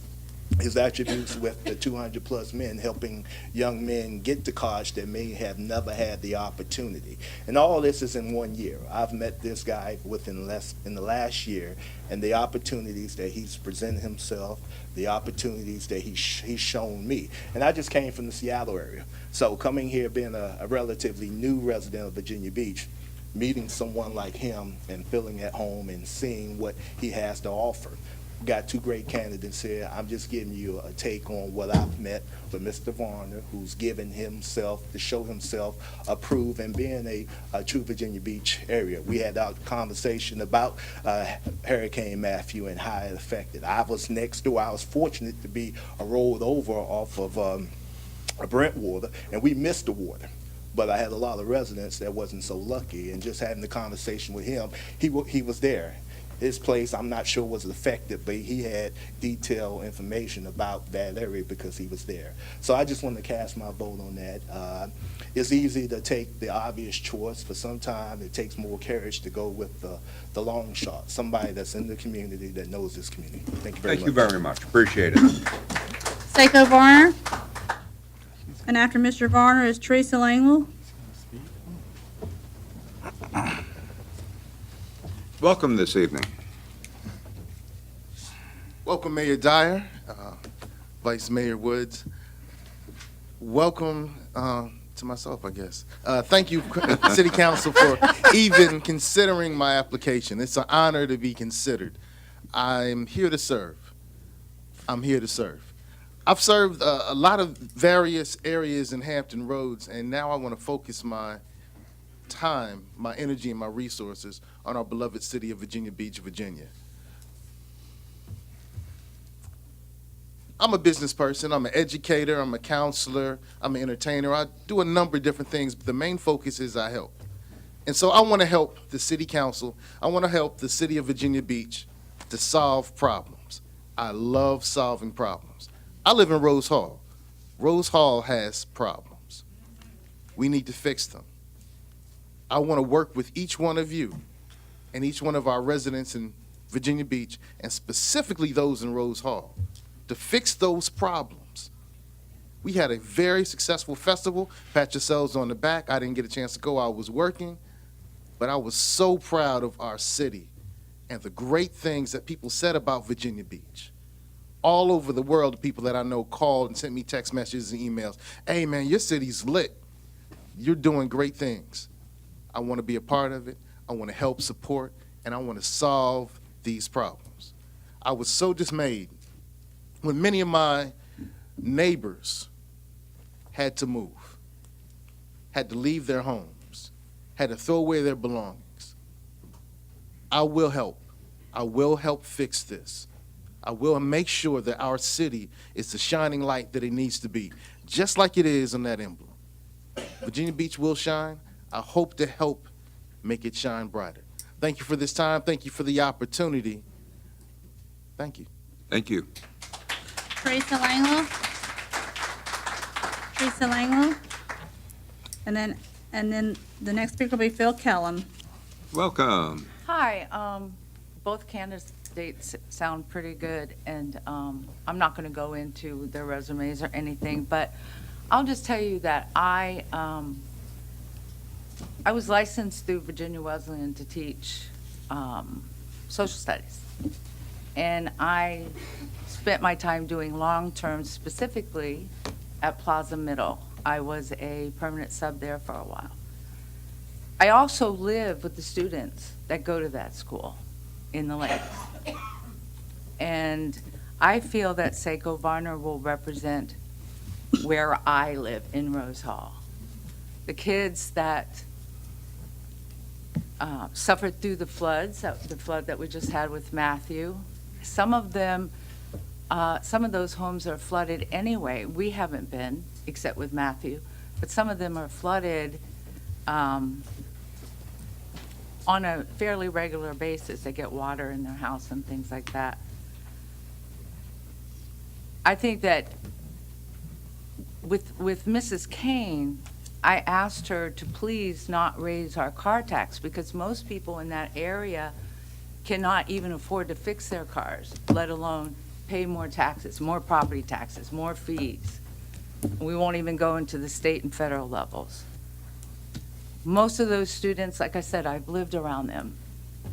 I see them walking the streets. I see them probably working at the grocery stores around here this past weekend. They were not down at Something's in the Water. They weren't there. So I think somebody that lives in our area, like Seiko Varner, he understands that things need to be fixed, obviously with the flood, that you can go to museums, you can go to all those things, and that culturally helps you and enriches you. But you have to have food on the table. You have to have services for problems in families and things like that. So I support him because I think having felt left out and insignificant in some of the decisions that have been made when you talk about taxes and everything, I feel that he will represent the people where I live. And yes, they are the future. And I have had students that just felt so hopeless. And it's really good when you see one or two of them and you tell them that you can be anything that you want to be. And financial help is probably the most important. Thank you. Thank you. Phil Kellum.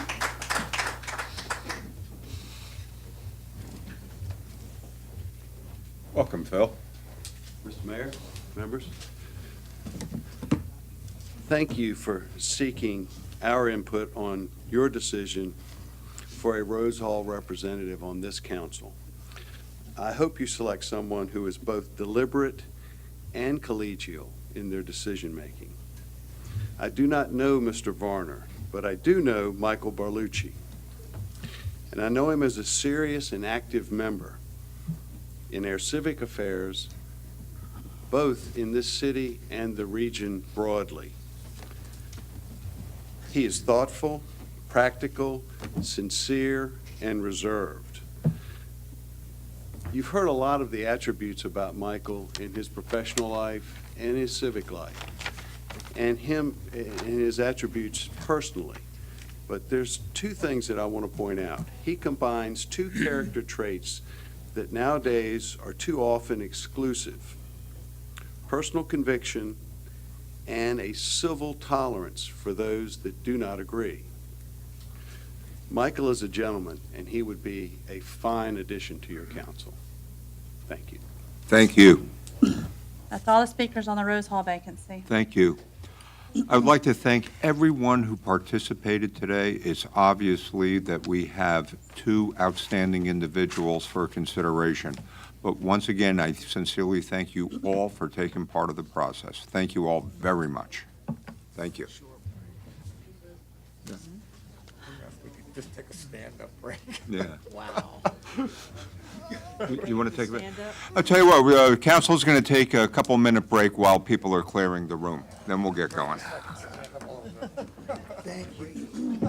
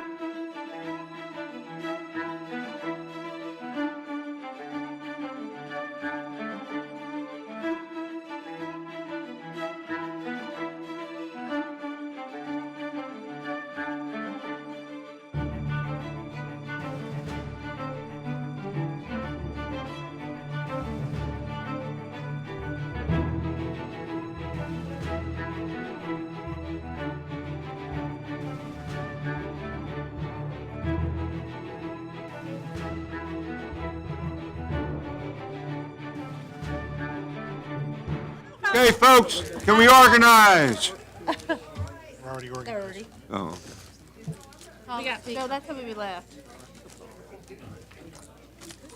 We're gonna need fresh paper. Okay.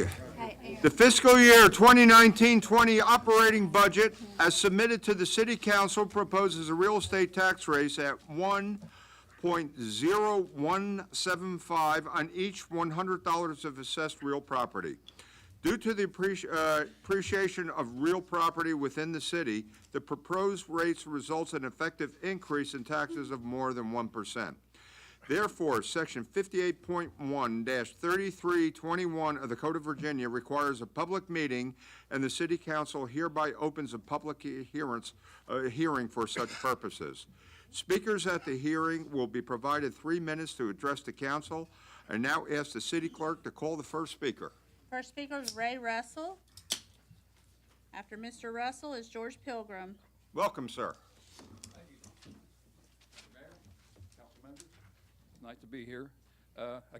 First of all, thanks for the festival this weekend. Everybody that supported it, Farrell, and everybody that put in a lot of their time deserve a big hand. Thank you, sir. That's the end of my praise. Now down to the meeting matter. Now down to the, it seems that, I've been around here a while. Some of the things the city supports or the council supports and I go with, and others I don't. I supported the original Lake Gaston pipeline and the 31st Street Park. There's others that I haven't. Over the years, I've noticed that every year, whoever the city manager is has a whole lot of taxes that they want. And it seems like at the end, city council approves at least some of them. It seems like you're kind of hiding behind the city manager.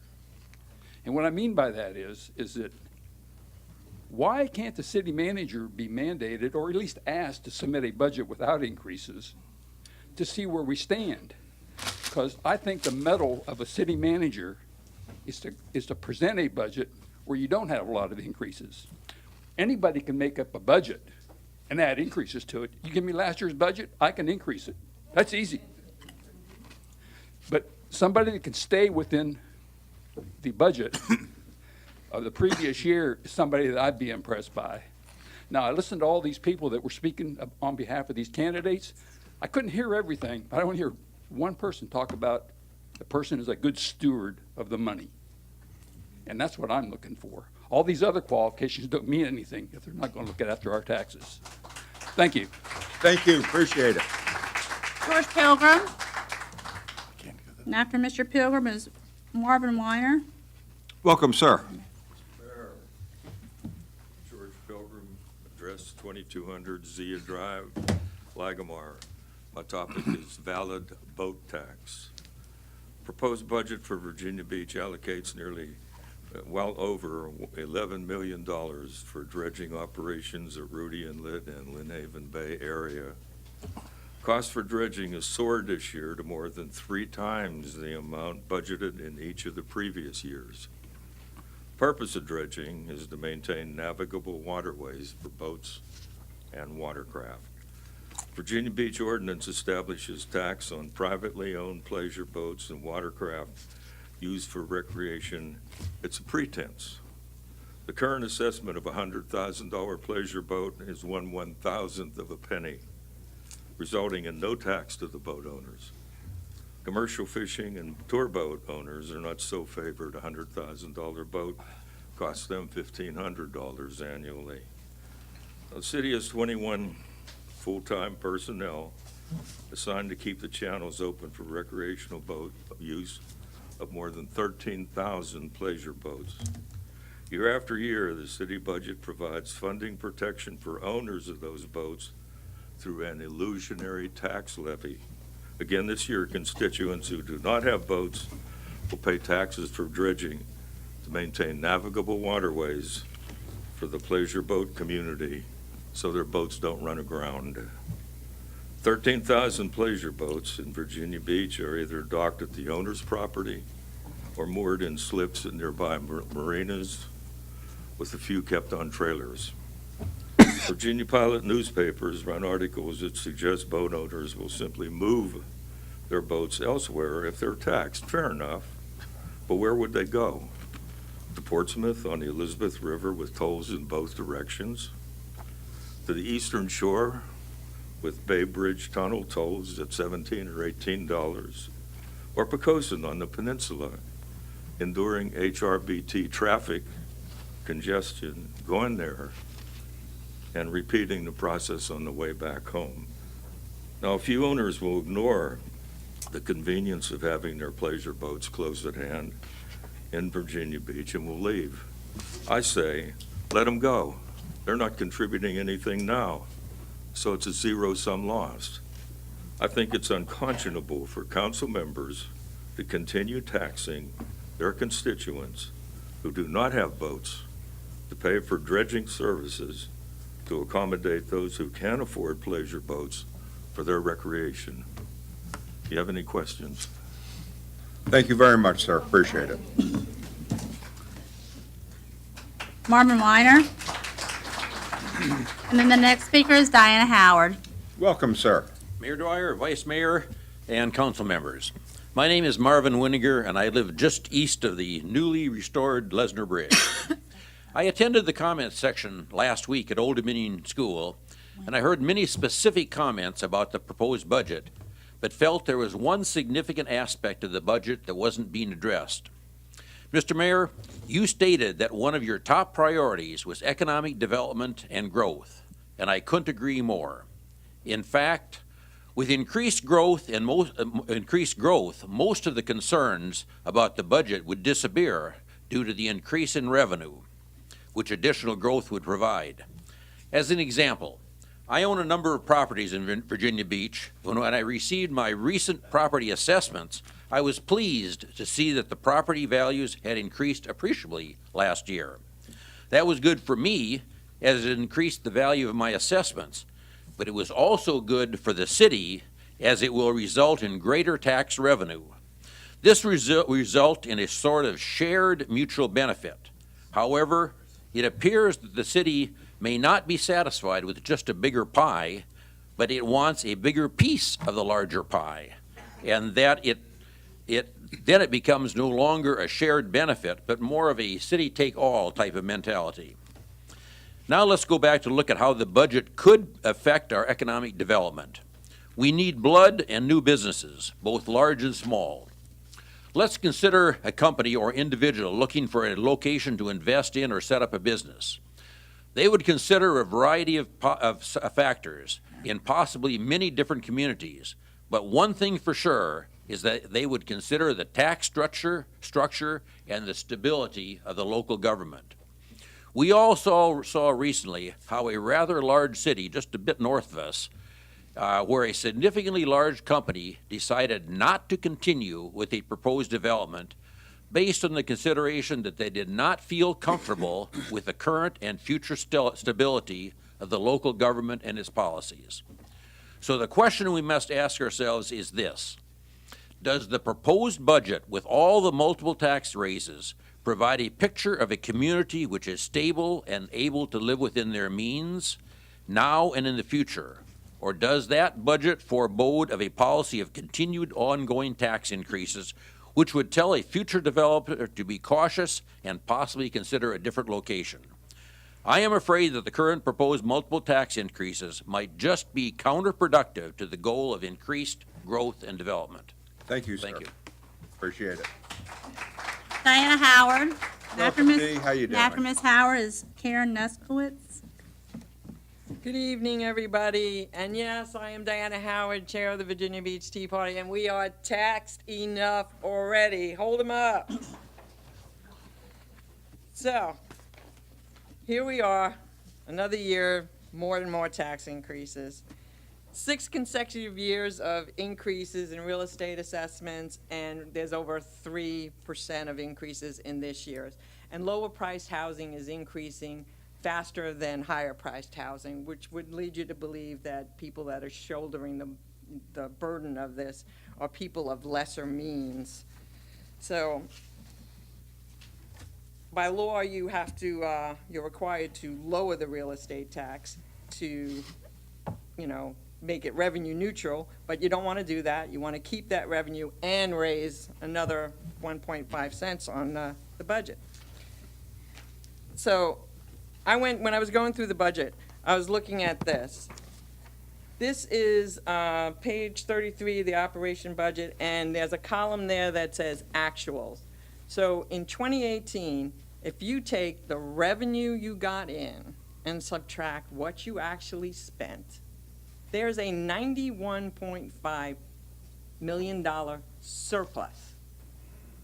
Okay, now, David Bradley was at our last meeting, and he said, well, 24% of that, $24 million of that belongs to the schools. Okay, so the schools, we already heard how much money that they use for, Chromebooks and whiteboards and buses, but what nobody said was what they didn't use that $24 million for. They didn't use it to give teachers bonuses. They didn't save any of it to do full-day kindergarten, and in their budget, they've got 6 schools that they're expanding pre-K kindergarten. And I would think that if you're going to accelerate kindergarten, you would do that first before you expand pre-K, but they didn't. So they also saved out of their budget, they put in their revision, $750,000 for their CIP. So there it is, $750 they put in their CIP. They didn't save any of it for full-day kindergarten. And we're putting in over $3.5 million in their budget. Then the Sandbridge tip, we have $8 million surplus on that. We've had 12 years of $8 million surplus. That's $96 million. Half of that goes to the schools, right? Now, the TIF is not as generous. We don't get anything from the TIF, the town center TIF, and we're adding 2 more parcels to that. I thought I was supposed to get 10 minutes as a chair. No, No? no, as I meant, 3 minutes. That's a debate for another day. Yeah, that will be a debate for another day, but we're staying So you consistent. discussed that last time, and we were supposed to do it this time. No, we're supposed to we will Karen discuss. Neskowitz.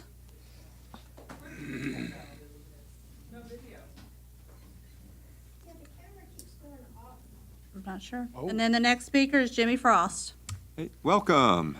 Good evening, Mayor Dyer and city council members. I'd like to interject, I'm so glad to say Mayor Dyer instead of Mayor Davenport.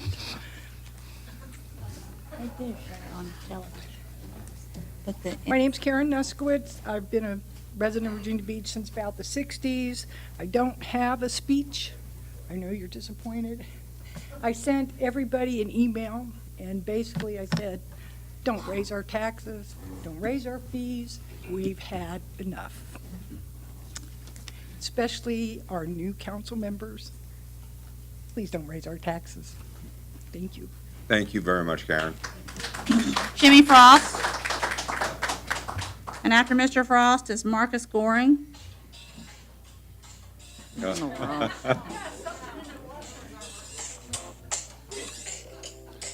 enough of that.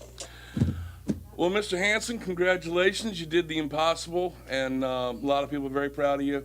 You and your whole department and really knocked it out of the park.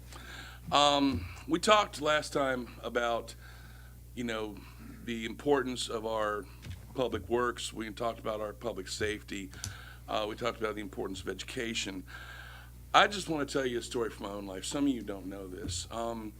Back in September of 2016, my wife had a stroke in the parking lot of the Hilltop Shopping Center.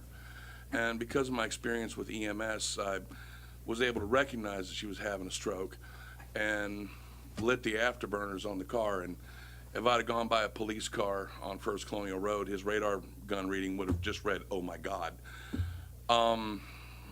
As I was slowing down at the intersection of Wildwood Drive, I had the thought come through my mind, I don't even know where it came from. It said, "Oh my God, we're ruined. I don't have health insurance." And the next thought that popped into my head was, well, could I just take her home? And I knew immediately that was the wrong answer. I had to get her to emergency care. And thankfully, we got there fast enough, The doctor told us that they rarely ever see strokes as they're happening, which is probably why my wife can walk and speak today. I don't live in a very austere house. I live in a townhouse. It's not valued very much. My neighborhood's very modest. So the real estate assessment going up really didn't hurt all that much. A tax increase, it's not going to hurt as much as it would, say, somebody who lives in a $400,000 house. But the kind of choices that I had to confront the day my wife had that stroke are exactly the kind of choices that people like me have to make every day of our lives. And every dollar you take from us, it makes it that much harder on us because we have to be more creative, more resourceful, and sometimes more cunning. Vice Mayor Wood, you remember when we discussed the Ubers for the Oyster Festival, and I got a little upset because you guys had just recently passed an ordinance making Ubers get business licenses, which meant more out of my pocket. And every time the little guy gets his nose just above water, here's our government pushing us back under. So I'm not going to criticize, I'm not going to attack, but I'm just going to ask you, please look at things from our point of view. Thank you very much. Thanks, Jimmy. Marcus Goring. After Mr. Goring's Kelly Walker. I'm not ill. Yes, ma'am. Welcome. Hello. Mr. Mayor, Mr. Vice Mayor, City Council, and City Manager. You might remember me speaking on the last public meeting hearing on April 24th. And in the meantime, I had new information coming into me and that I wanted to speak about. And I must say again that I'm not amused. My concerns from the last speech remain. Nothing has been solved so far. What comes on top is that the proposed raise for the school budget for the full-day kindergarten. On the side of the Virginia Beach School Division staff, there are 161 positions listed. 8 of those people, of these 161, earn $1,572,000,000 annually. 216,000 of those are paid at bonuses. I say they are not doing a good job and they are overpaid. They have no control over their own budget, proven by a surplus spent randomly on unbudgeted equipment, and that process doesn't meet any business standards. The money doesn't belong to them, it doesn't belong to you, it belongs to us citizens. I would like actually also to know of these 161 positions listed, what the earnings are from each of those, just to see how much of the school budget goes into those kind of positions. And I also found there, what is the difference between a chief of media and communications officer and an informations officer? The other one was, what is the difference between an operating officer and a school officer? Going through that list, I found dozens of those redundancies in this list, and I just wonder, are there double positions for the same mean? I'm sure that these 8 say they only act on the school board's demands. That would be like the 3 wise monkeys. No see evil, no hear evil, no speak evil. Only that the no evil can be replaced by nothing. A strange fact about these 1.572 million is that the only woman of these 8 earns less than the main fellows. I would like to hear the arguments made on equal pay day. The raise of the school budget by 5 million with decreasing student numbers is nothing different than missing out on this for years. Our first responses, as we learned over and over again, ask for equal pay. This is so hypocrite, giving 8 members a heartbreaking pay and those that fight on the first line an unfair and unbalanced pay. Thank you very much, sir. Appreciate it. Kelly Walker. And after Ms. Walker is Sarah Shaverty. Welcome. Hi, thank you for having me this evening. Good evening, Mayor Dyer, Vice Mayor Woods, City Council members, and City Manager Hanson. My name is Kelly Walker, and I'm the President of the Virginia Beach Education Association. I am here this evening to support the school board's request for an additional $4.9 million to fully fund full-day kindergarten. 2 years ago, the Virginia Beach School Board asked City Council for $14 million to fund full-day kindergarten. City Council elected to provide nearly half of the requested funding of $6.7 million. Therefore, the school division must again ask for the remaining funds to finish implementation. During the budget hearing last week, many facts concerning the school division were presented from the public that did not speak to the reality of how the school board receives funding and why the division does not have the funding for full-day kindergarten implementation. Here are some of the facts. 1, since 2009, funding streams from the state have decreased significantly. In 2009, the state provided nearly half, 49.5%, of VBCPS school funding. Today, it is 43.9%. This means that the state funding formula does not fully support the actual costs borne by school division to educate our children. Number 2, in order to adjust to the state funding cuts, the city had to fund the shortfall, and the school division had to make drastic cuts such as increase class size, eliminate the experience step scale for teachers, and workloads increase for most employees, including teachers. Since 2009, number 3, since 2009, raises for employees have totaled 18.27%. The state only provided for 8.5% of that 18.27. This means that those raises do not adequately support inflation, increases in healthcare costs, and a 5% salary deferment to VRS. Annual teacher salary in Virginia Beach in 2009 was $53,343. In 2017, it was only $54,577.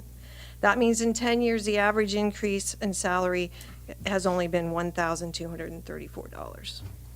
This year, the Virginia Department of Education cites that special education, elementary, and middle school teachers are in critical supply throughout the Commonwealth. And number 5, Virginia Beach is one of 2 school divisions in the state that does not offer full-day kindergarten in all of our elementary schools. Furthermore, on February 12th, at the VBCPS School Board Workshop, it was reported that the City Council did not provide additional if the City Council did not provide additional funding this year, that implementation of full-day kindergarten may be delayed to 6 years, and that all of the allocated funding from the City Council would be exhausted. The school division does not have the funding available in its operating budget to complete the implementation of full-day kindergarten, and the school division is woefully behind on adjusting salary compensation for its teachers. Both full-day kindergarten and the employee compensation are a priority and should not have to compete for funding. We must provide full-day kindergarten for our citizens and attract and retain the best teachers for our schools. Thank you. Sarah, I won't even attempt to mess that name up again. And then the next speaker is Dawn Newman.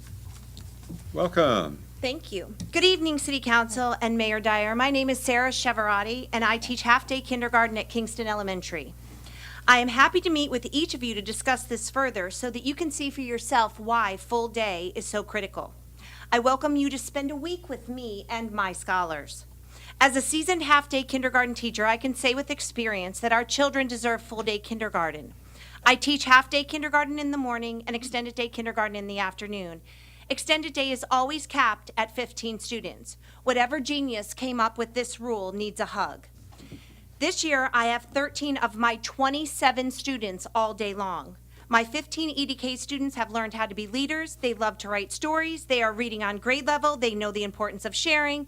They love to show off their mathematical thinking. They bring their best manners to the cafeteria each day for lunch. And they love and respect one another in their school. I truly believe that their growth and love of learning is because I have them all day. I've been able to develop relationships with each one of them. I have time in the afternoon to develop their social and emotional skills through allowing time for play. The children choose the stations that they wish to work in for about 25 to 30 minutes each afternoon. In the morning, while the children have some choice in what learning stations they get to go to, I am forced to have fewer stations that support their social and emotional development because I am teaching the same standards that my full-day colleagues are teaching, and I have approximately 3 hours and 10 minutes to do it. Big ideas cycle in and out of education. The emphasis right now is on collaboration, critical thinking, problem solving, and social responsibility. There's more, but we don't have time. Yet, we have a regimented, rushed morning schedule where there simply isn't time. to help the students with these skills. There is a rubric being implemented for our kindergarten friends that evaluates their ability to demonstrate these skills. Is it appropriate to evaluate anyone on a skill that they have not had the time to develop? My students love small group learning. During this time, the kids read with me and with their peers. They share their writing. They demonstrate their number sense and computational fluency. On the days that we have time, they conference with their peers. In order to meet with students daily, I have to forego the full day, whole group curriculum based on the scope and sequence set forth by the state, because remember, that curriculum was written based on a full day program. Our science and social studies curriculum is integrated into our whole group instruction. What 5-year-old doesn't love to experiment, design, create, or build something? In 3 hours and 10 minutes, it's difficult to implement all of this. It is a very stressful balancing act. My gut says let them explore and the curriculum and time say, sorry, sister, keep pushing through. Currently, PE and art are not allocated minutes in the half-day program. I am expected in all other areas to maintain the expectations for our full-day counterparts all over the state are doing. A 5-year-old is a 5-year-old no matter where they live. We need to have time to meet with our kids for small group language, arts, and math while Thank you offering very much. centers. Appreciate it. All I ask today, this is what full day and half day, this is what it feels like. Thank you Rush, very rush, much. rush. Thank you. Please be empathetic to help me help my children be successful. Thank you. Thank you. Don Newman, Can't follow the rules. and then the next speaker is Jeff Cobb. Welcome. Good evening, Mayor Dyer, Vice Mayor Wood, City Council members, and City Manager Hannison. My name is Dawn Newman. I'm a Virginia Beach resident, teacher, and secretary of the VBEA. I am here this evening to support the school board's request for an additional $4.9 million to fully fund kindergarten. Last week, I addressed this body and shared with you some of the reasons I support full-day kindergarten. I also listened to fellow public servants share their stories about unfair salary practices in the fire department, and I listened to fellow citizens share their frustration about another tax increase and the many reasons why taxes should not be raised. First, in reference to the plight of the firefighters, I say shame on the city. Our firefighters and other first responders should not have to deal with such a discrepancy in the pay structure, and they surely should not have to take time away from their family to come before this body and beg to be fairly compensated for what they do. Properly paying firefighters and first responders needs to be done, and it needs to be done now. Second, to those citizens who think the school board spent the full-day kindergarten money recklessly and are back asking for more, I say check your facts. Please. 2 years ago, the school board asked for $14 million to roll out the gradual implementation of full-day kindergarten. The need to roll this initiative out gradually was sound practice, as VPCPS had to be sure that the infrastructure was ready and the staffing needs could be met. Having only gotten less than half of the requested money, the school board is here again asking for the money to finish the job. They are not asking for more. They are asking for the balance of the $14 million they originally requested. Much was said about an extra $24 million. Again, I remind everyone that money gets earmarked differently, and one-time funds can only be used for one-time purchases like whiteboard replacement and school buses. These expenditures are not glamorous, but they are necessary and costly. This money cannot be used for salary increases because it is not sustainable. I am asking that you fund full-day kindergarten now so that Dr. Spence and the school board can do as they have promised in writing, and that is to make employee compensation the priority of the next budget. It is time to pay your school employees for the hard work they do and the quality services they render. The city has an outstanding school system, and it's because of the school employees who do the hard work every day. Just like the firefighters, it's time to fix the salary steps and provide a significant pay raise for school employees. I, too, am a resident and will incur the proposed tax increases, but I also know that you get what you pay for, and if I want quality schools and quality public safety, it comes with a price. Please vote for a budget that funds the request for the $4.9 million to fully fund full-day kindergarten, and all of your youngest citizens and ensure that all of your youngest citizens get the education they need, and eventually employees get the compensation they're due. Thank you very much. Jeff Cobb. And after Mr. Cobb is Jason Stewart. Welcome. Mayor Dyer, Vice Mayor Wood, council members, Manager Hanson, my name is Jeff Cobb, and I am a retired 38-year teacher in Virginia Beach who still wishes he was 38, at any rate. I ask that you vote to fully fund the proposed 2019-2020 school board budget, including the extra penny tax requested to fully fund full-day kindergarten in all elementary schools. I remain concerned that too often our school division is forced to provide comprehensive services to our entire community on what is a somewhat limited budget. While the total figure sounds unlimited, once one delves into the details, there are not so many extra bells, whistles, administrators, or lobster luncheons as to make up the difference between our community's understandably high standards and the resources that are provided. Despite fiscal challenges, the beach leads the region in most areas of academic achievement. However, our needs remain, and we will not simply tell beach children, parents, and business leaders that they will have to make do with second-rate effort until we gather the proper funds. When one stops to consider the true cost of failing to meet many of our children's needs, the cost to society greatly exceeds the additional tax that the school board requests you to approve.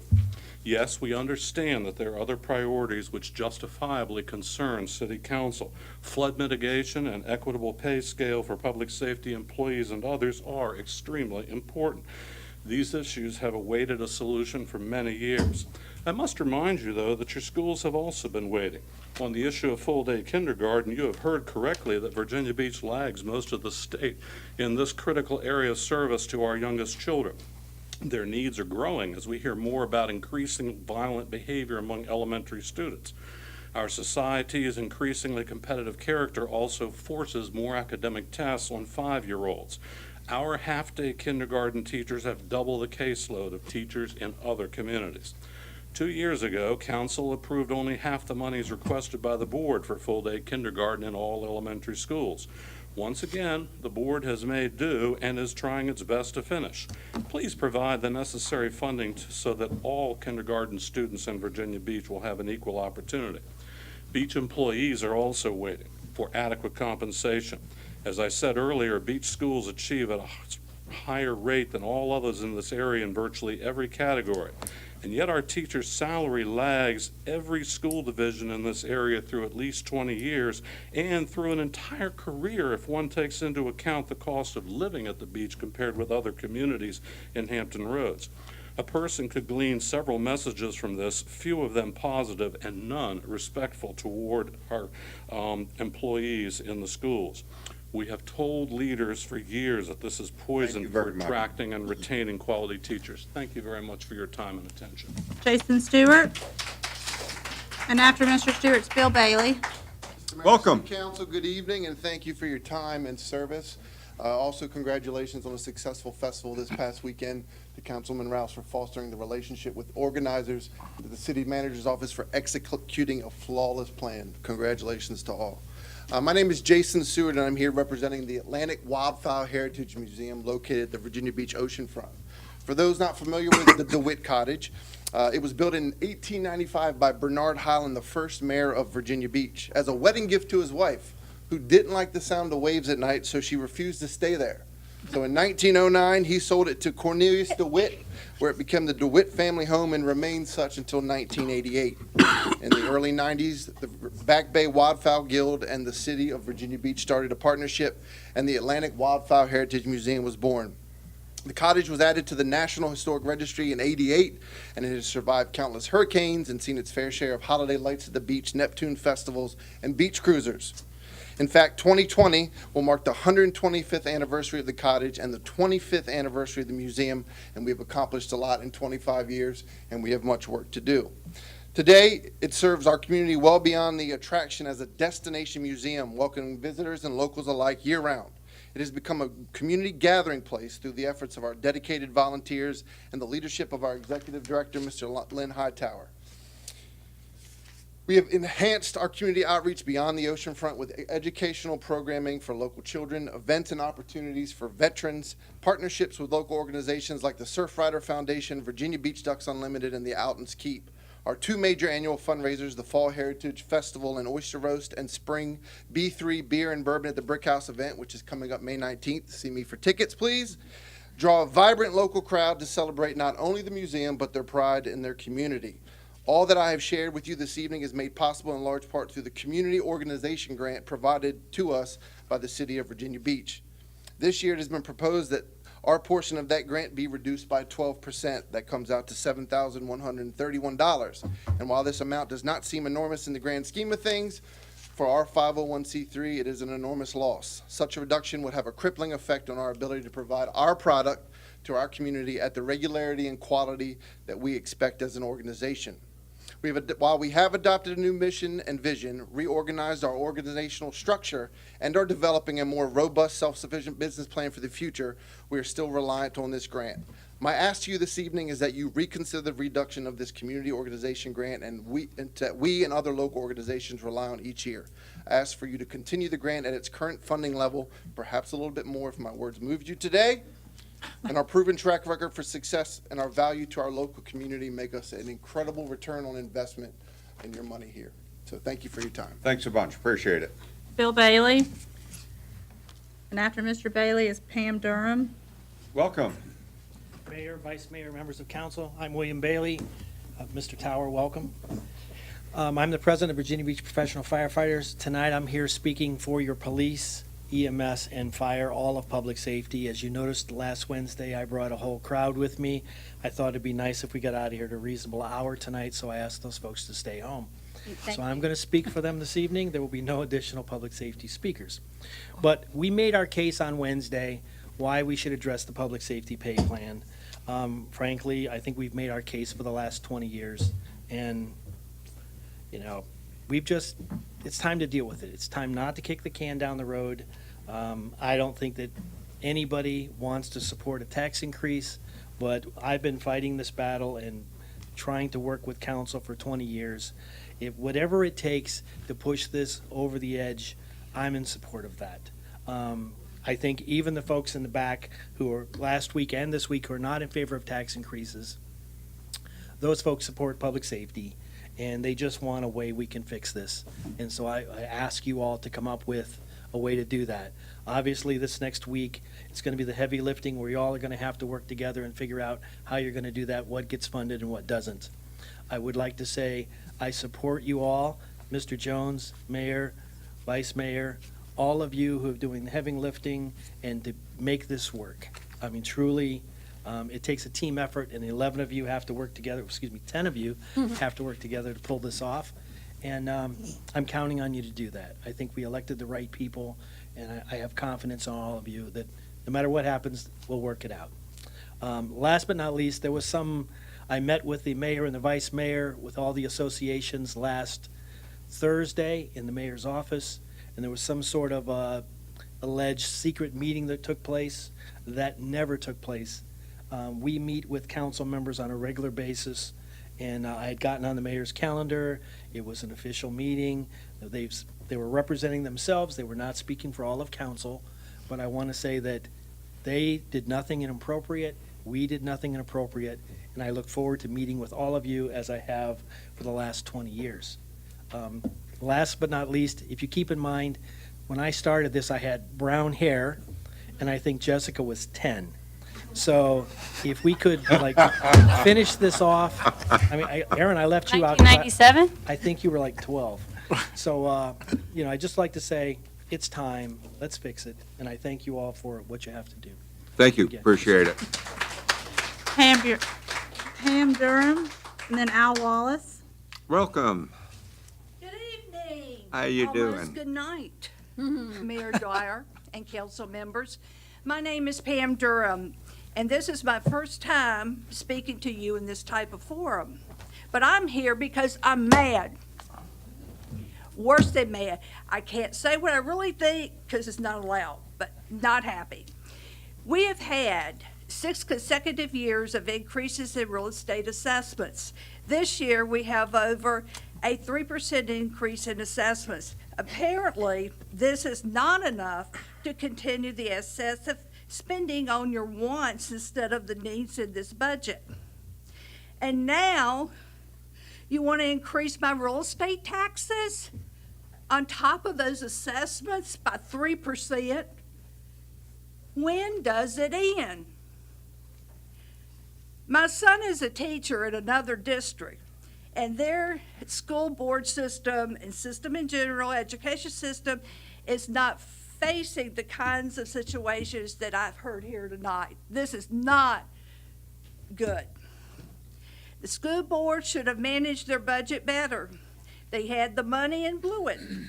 This tax increase is permanent and is only speeding up the full implementation of all-day kindergarten daycare initiative by 1 year.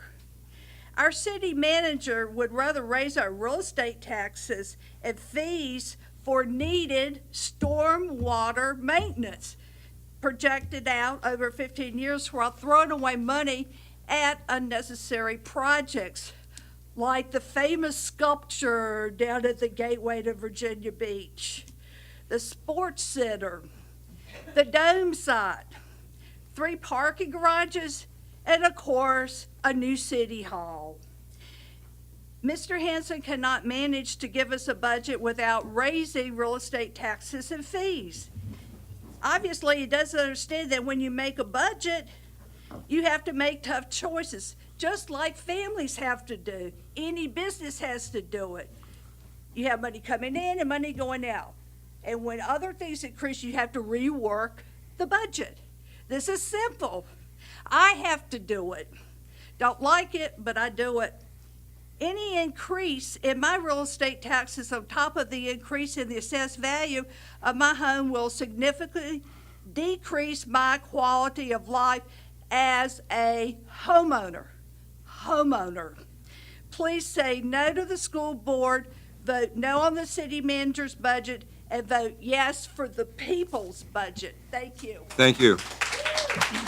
Al Wallace. And after Mr. Wallace is Elaine Feckety. Welcome, Al. Good evening, Mr. Mayor, Vice Mayor, members of City Council, City Manager. I'm Al Wallace, and I reside in the Bayside Borough. After reviewing the CIP budget, there are a lot of flood mitigation projects that have yet to be done. A few of the projects have been broken down into smaller units and stretch out over a longer period of time. People's homes are at stake, and council should not delay mitigating any of the mitigation as a result of the many examples of flooding throughout the city. My concern is not enough funding is being allocated on these projects that are critically needed. Another concern is the maintenance backlog. That would alleviate some of the reoccurring flooding occurrences, flooding conditions we keep hearing on the evening news. Virginia Beach needs positive news on this area. As a homeowner and taxpayer, I am concerned that priorities on stormwater drainage maintenance are not being sufficiently addressed. It does no good to have full-day kindergarten if the schools and the roads are flooded. It does no good to build these nice projects if homes and roads are prone to flooding. I heard countless times during the campaigning that flooding mitigation efforts are a top priority. I don't see that in this budget. Only you as council can redirect what needs to be done to minimize flooding of one's house. Please make that happen. Reallocate more of the existing funding to maintenance of the stormwater drainage system. Reallocate more of the existing funds to accelerate the man-hour effort to resolve reoccurring flooding issues. There is a backlog of dredging ditches and canals. Sea level rise is here to stay. Fix the flooding issues now. And first, we all suffer when homes flood and workers are not able to get to work. Fix the flooding issues first, then grow the economy. In summary, don't make living in Virginia Beach more financially difficult. Many of us are on fixed incomes, and our finances are being strained. Prioritize and reallocate existing monies for needed stormwater projects without increasing taxes and fees. I request you consider the people's budget as the first step. Thank you, sir. Thank you, Al. Elaine Feckety and Francis Mongen. Welcome, Elaine. Good evening, Mayor Dyer and council members. I spoke last week and was going to do something different this week, but after listening, I find I have to go back to what I was saying last week. No one is disputing or questioning the need for full-day kindergarten. This debate, if it was such a priority to the school board and the superintendent, should have taken place at the school board meetings with the superintendent. Saying that you have almost $1 billion budget and cannot find a little over $4 million is like getting to the checkout at Walmart and your bill's $100.26 and you can't find the penny in the bottom of your handbag. Full-day kindergarten will be implemented the following year in the budget. The tax increase to implement it next year is permanent, unless you're telling me you're going to reduce it the following year. That's all what I have to say about that. Now, what I really came to talk about is something we didn't talk about last week. When is enough enough? I don't care where you live, whether it's SeaTac or Sandbridge. Everybody reaches a tipping point. And what I need all of you to do when you're looking at this budget is look closely at the numbers. Are we reaching the tipping point? When I first moved to Sandbridge, it was cheaper to buy a house in Sandbridge than it was Red Mill. We didn't even have city sewage. Y'all gave us city sewage, and I say gave loosely because we actually had to pay for it based on the linear footage of our property. Then we had the sand tax, which was fine, it was our sand. Then we had the TIF, which was fine. Then we had the stormwater fee. Even though we don't have stormwater drains, we paid it. But you have to wonder, where's that money going if it's not helping other neighborhoods? Now, with everything that's going on, we're all looking more closely at where these tax dollars are going. When renters come to Sandbridge, and in the last few years, I have to say the realty companies and the homeowners have done a great job of luring people that did not used to come to Virginia Beach. The people that used to go get houses at the Outer Banks are coming to Sandbridge. But they're paying more taxes than the people going to the hotels. They're paying 15.5%, and I wanted to know where that money was going. And it's really hard to get an answer from the finance office. Why are we paying 9.5% in Sandbridge and the hotels, they're only paying 8% to the city? But looking even closely, we're talking more about the Sandbridge TIF. Every year for the last 12 years, there has been a surplus of $8 to $9 million. Where is that money going? It comes back, it reverts back to you at the end of the year. If you don't do the math and you raise the taxes, what is that surplus going to be next year? What is that slush fund going to be? I see the light blinking. All I want to say is, if you are opposed to voting for the people's budget, then at least make an effort to get out a pencil and calculator and come up one of your own, because the people's budget shows that it can be done without a tax increase. Thank you very much. Say yes to the people and say yes to the people's budget. Francis Longin. And then the next speaker will be Reed Greenman. Welcome. Good evening. Good evening, Mayor Guyer, Vice Mayor Wood, City Council members, and City Manager Hanson. My name is Fran Mongan, and I am a pre-K teacher at Lynn Haven Elementary School. And I also taught kindergarten for 19 years at Lynn Haven. I have come here this evening to support the school board's request for an additional $4.9 million to fully fund the full-day kindergarten. There are so many reasons why full-day kindergarten needs to be implemented in Virginia Beach. Beyond the fact that 99% of the elementary schools in our state already have it. And the kindergarten curriculum is designed for a full day, not a half day. I'm here tonight to talk about the social and emotional growth that is taught in the kindergarten and how difficult it is to teach these concepts in 3.5-hour period, which I've done that program, and compared to the full 7-hour day, which I had the privilege of teaching the full day. Do you know that there are not only reading and writing SOLs for kindergarten, there are also history, economics, civics, math, science, and science SOLs. Basically, the foundation of every subject taught in elementary school is part of the kindergarten curriculum. And 9 of our schools are expected to teach all of these subjects, social and emotional skills, in a 3.5-hour time frame. It is an extremely tall task, even with the 7 hours of instruction, which I've done. It's a lot. I want to share points with our kindergarten SOL for oral language. This is just one SOL. Express ideas in complete sentences and express needs through direct request.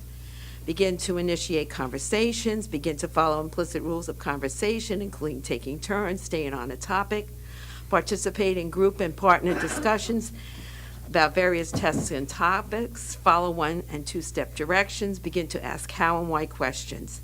I can tell you that every day, every single day, we are trying to teach these concepts. Every single day, half-time kindergarten teachers make choices between covering their lesson plan that day or addressing issues with their children interacting with each other. Full-day instruction allows for the kindergarten teacher to take the time necessary to ensure the students know how to take turns, how to interact with each other appropriately, and to initiate a conversation. Half-day teachers have to choose between disputes and inappropriate behaviors or their curriculum, which doesn't allow for the children to learn this appropriate social and emotional skills. This leads to a very stressful environment that not only impacts our students, our teachers, our educators, the families, and the administrators in our school. We must do better than that. Please support the school board's request for the additional Thank you very much. $4.9 million. I'll just have one quick statement. Thank you very much. I know. Please think Thank about you our very much. students. Thank you. Reed Greenman, and then Rona Marsh. Welcome back. Good evening, members of City Council, Mayor, City Manager Hanson. I am taxed enough already. My name is Reed Greenman. I'm a resident of the Lynn Haven District. Jim, you're now my representative. Barbara, I moved out of your district. 3 minutes is wholly inadequate to deal with a $2 billion budget. Yes, I actually read the budget. Yes, I read the CIP. Yes, I read everything you put on the website. All of it. I could stand up here and we could talk for hours about ways to find $14.9 million without raising taxes and fees. Tonight, we're here to talk about this little game that's played in the tax code. The assessments on my house goes up. The General Assembly had a law. You have to automatically lower the rate to offset that so we're not taxed out of our houses. But they gave you the option in Part B to go ahead and raise it anyway. You already got a 3% increase. Now you want to take that back and keep raising that. That's what this meeting is about tonight, along with the budget. I don't think there's much I can say to encourage any of you to, not raise the taxes and fees and to do the right thing. I want to commend Councilman Moss and Abbott again for coming up with an alternative. Mr. Hanson, I implore you, as a manager, everybody in here tells you we have a budget, we have to live within our budget and our means. And when we don't have the money, we have to decide what we can do without. We don't have the option to endlessly raise. I get what I make. So that's a reality. It's not rhetoric, it's true. And you guys should come up with ways to find this and provide the services required to do. I don't have a lot of time. I have pages and pages of notes in here. And I guess I'm just going to talk about one small thing because it's endemic of the whole problem. A couple years ago, you created a STIR office. That STIR office has grown in the last couple of years to 6 FTEs and a budget of $600,000. And the STIR office's function is to guide all of the goals and objectives in our city to a plan written in 2012 called Envision Virginia Beach 2040. And that's its function. It's on your website. You had a retreat. Clearly at your retreat, take care of stormwater. Yet there's not a single goal anywhere that STIR office is managing with all your departments, Mr. Hanson, that talks about reducing and mitigating flooding. None. But there is a plan to align the output of this strategic session that you all had back to the 2012 plan, which happened before Hurricane Matthew. Mr. Wallace was right. You guys all told the city manager, take care of the flooding now. Thank you, Reed. And your budget is not doing it. Thank you. Thank you, Reed. Rona Marsh.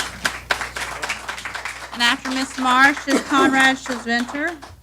Good evening, council members. Let's wake up. R. Marsh is here to speak to you, and I'm going to speak loudly because you'll listen to me more. I participated and helped John Moss a little tiny bit on the people's budget. It's a great effort to try to keep the taxes contained for those of us who are worried about living in poverty. We already have almost 47,000 people who live in poverty here in Virginia Beach. This is VB.gov's number, Health and Human Services, on a path forward. That's 1 out of every 10 people. That's too many people living in poverty to have you increase our taxes. We also have in your documents, which I've looked over, the CIP Bible, and I've looked over the operating budget Bible, we have in there on page 342 of budget ordinances for fiscal year 2019-20, the ordinance to declare $8 million of funding in the Sandbridge Tax Increment Financing District that is excess.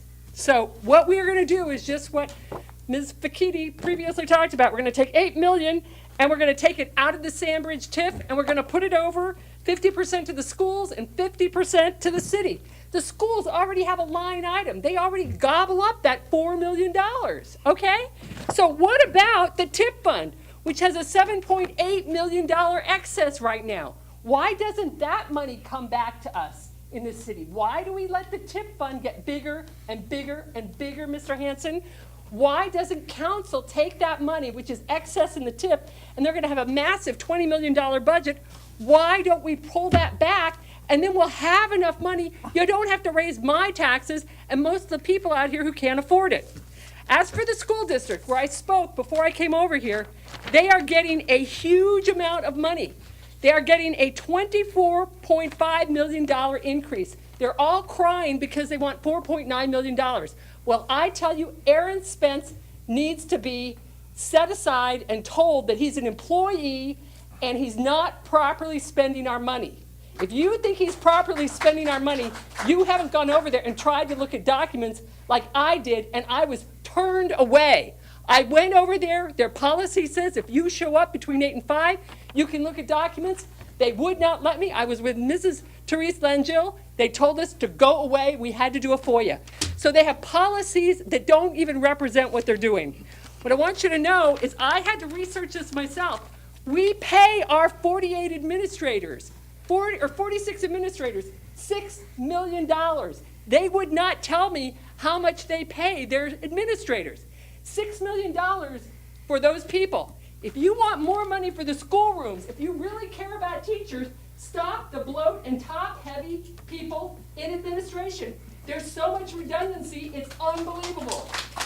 You need Thank to you. go back Thank to you, Mr. Rona. Spence. He's the problem. He's not the solution. Thank you, Rona. Conrad Spencer. And then the next speaker is Lucy Owen. Hey, Conrad. Well, before I lobby against this tax hike, I would like to personally thank all of you guys for helping foster something in the water. I would also like to especially thank Councilman Rouse and Councilwoman Wooten for actually going to it and enjoying it. It was a great event, and I enjoyed it too. Now on to this tax hike. The economics of scale can really hide the hurt of a tax increase, and jumping the real estate tax from $1.0025 on $100 in assessed value to $1.0175 appears small, an incremental burp of taxes. But we forget how high that $1.0025 already was. It cost a friend of mine $4,000. It nearly cost my brother $3,000 a year. The increase might near $150 for the year, so I'd ask, why take more money from my friend or my brother for flooding? I recall sitting next to the former beach representative last year at a forum where he said that the city didn't move money from stormwater to other places. And right as he had said that, I went on my phone, looked up a Virginia Pilot article from 2017 where City Council voted to move over $1 million from stormwater to roadway construction. So I naturally wonder, what gives me confidence you'll treat the newly taxed revenue with the due respect it deserves? That 3.5-cent stormwater increase is staring us in the eye, too. The failure to use stormwater and flood money is deep in our hearts, and an increase of taxes toward a derelict governing body will push us to the polls with a fierce determination. So stop being greedy, stop being neglectful, and thank you. Thank you. Lucy Owen. And then the next speaker is Teresa Smith. Welcome.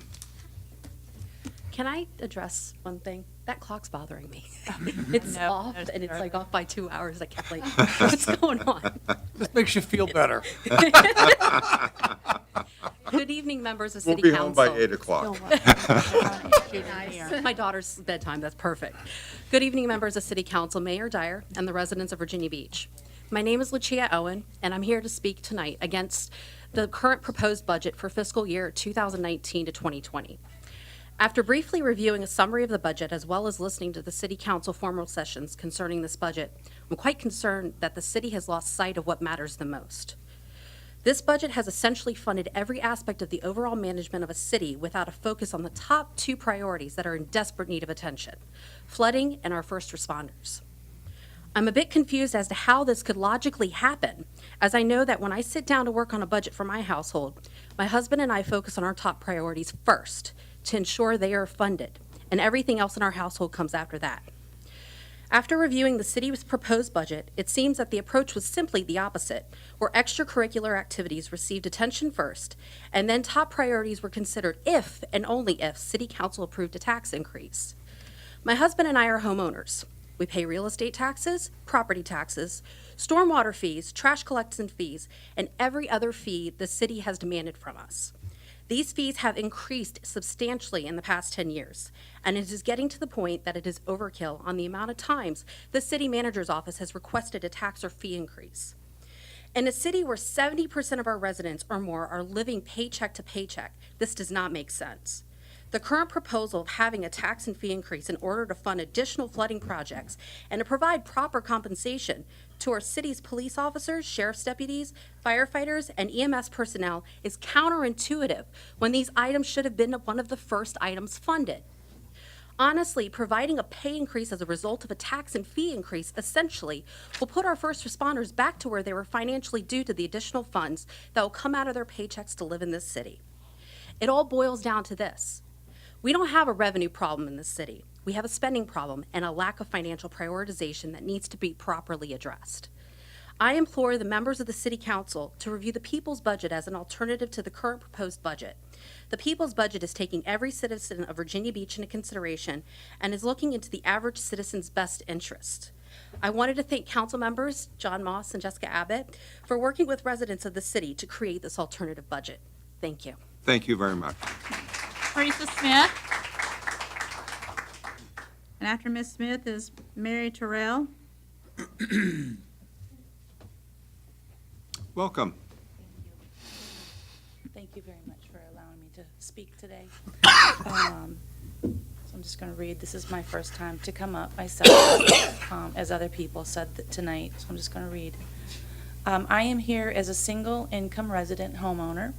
I am not a part of any group. I'm only here to represent my voice. I am a Virginia Beach City Public School teacher, and I teach kindergarten.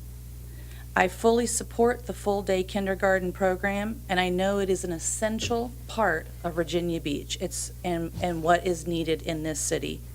But I am not a proponent of my taxes being raised this year to accelerate this program. Please,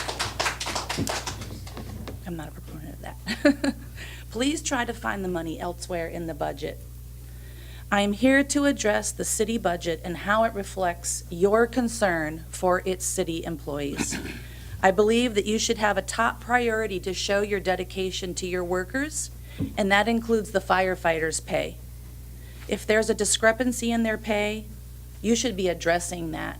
And if it comes between kindergarten, full-day K, this accelerated program, or firefighters, there should not be a question that you should be paying your firefighters. I would also like to be addressing flooding. I believe Virginia Beach needs to be more direct. Virginia Beach City Council needs to be more direct in how the budget is set up for flooding. We are a city on the coast.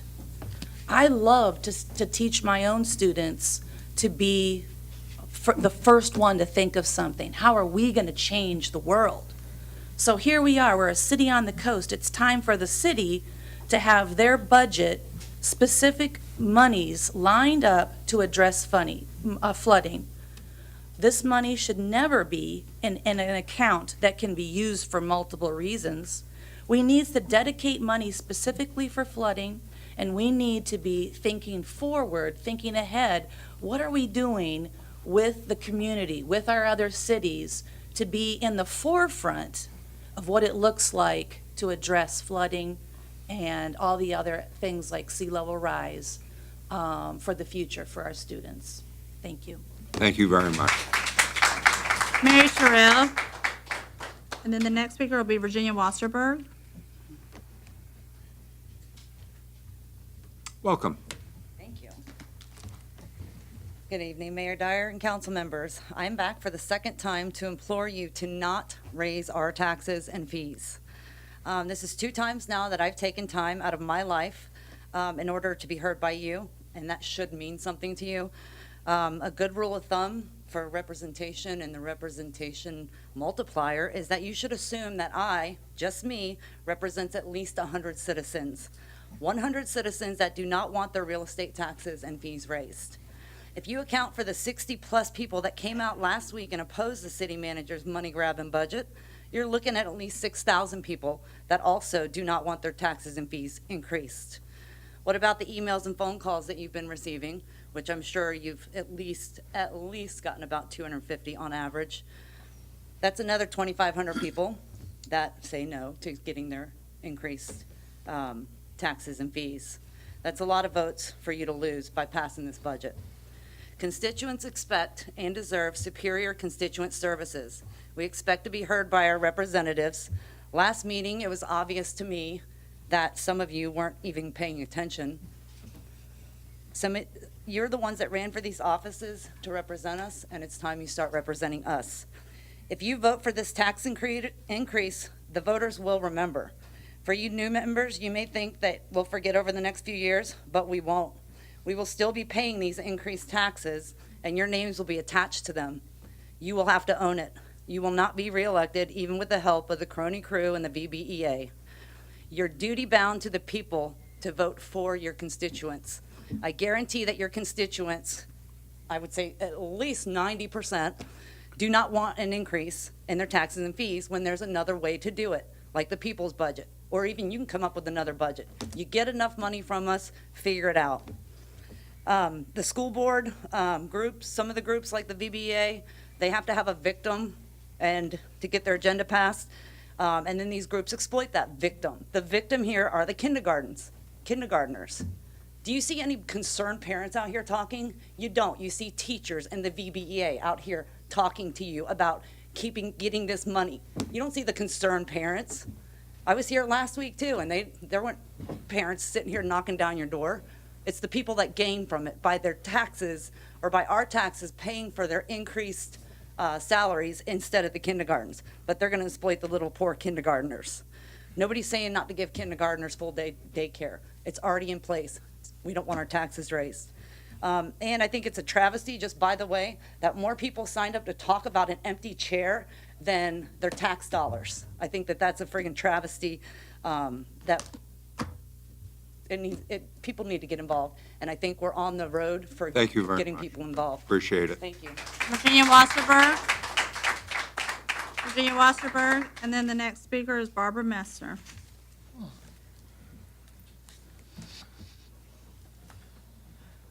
Welcome back. Thanks for having me back. As I said before, I am a resident in Rose Hall, and whether you know it or not, I hope you do by now, I flooded during Hurricane Matthew. My home did, on the corner of Old Forge Road and South Plaza Trail. I no longer live in that home. In 2017, my property tax was increased and my stormwater fee was increased, and my property tax was increased for the implementation of full-day kindergarten, which is on track to be implemented in the next, 2 years, I think it is. So I would ask that, we do not raise our taxes again for something that you've already raised our taxes for, and that will be done. But when it comes to this issue of flooding and sea level rise, Mr. Moss, I did preview your town hall on Facebook. I appreciate you being, approachable by doing that, putting it on Facebook. And I like the people's budget. I have to say that. I like what it says in there, specifically about flooding and sea level rise, in that there's this proposal to create a ballot referendum for allocating our bonds for flooding. And that's what I spoke to you about last week, was getting that dedicated revenue source for flooding and sea level rise.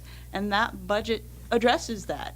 And so I'm very grateful for that. And I really think that you should try to pay attention to that. And I appreciated what Mr. Moss said in his town hall, and that was that he and Ms. Abbott are not saying that their budget is the end all when it comes to a budget that doesn't increase taxes and fees. They're willing to work out a budget with all of you, which I appreciate, because that's the job of our city council, is to work together for the benefit of all citizens. And from what I hear, all citizens really don't want fee increases, really don't want tax increases.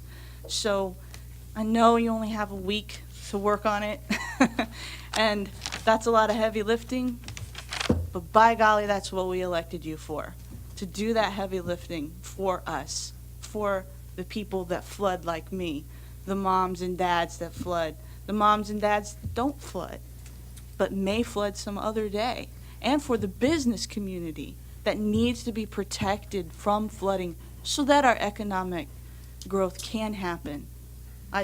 It's so important, but please, please try very hard not to raise our taxes on our property taxes. Thank you.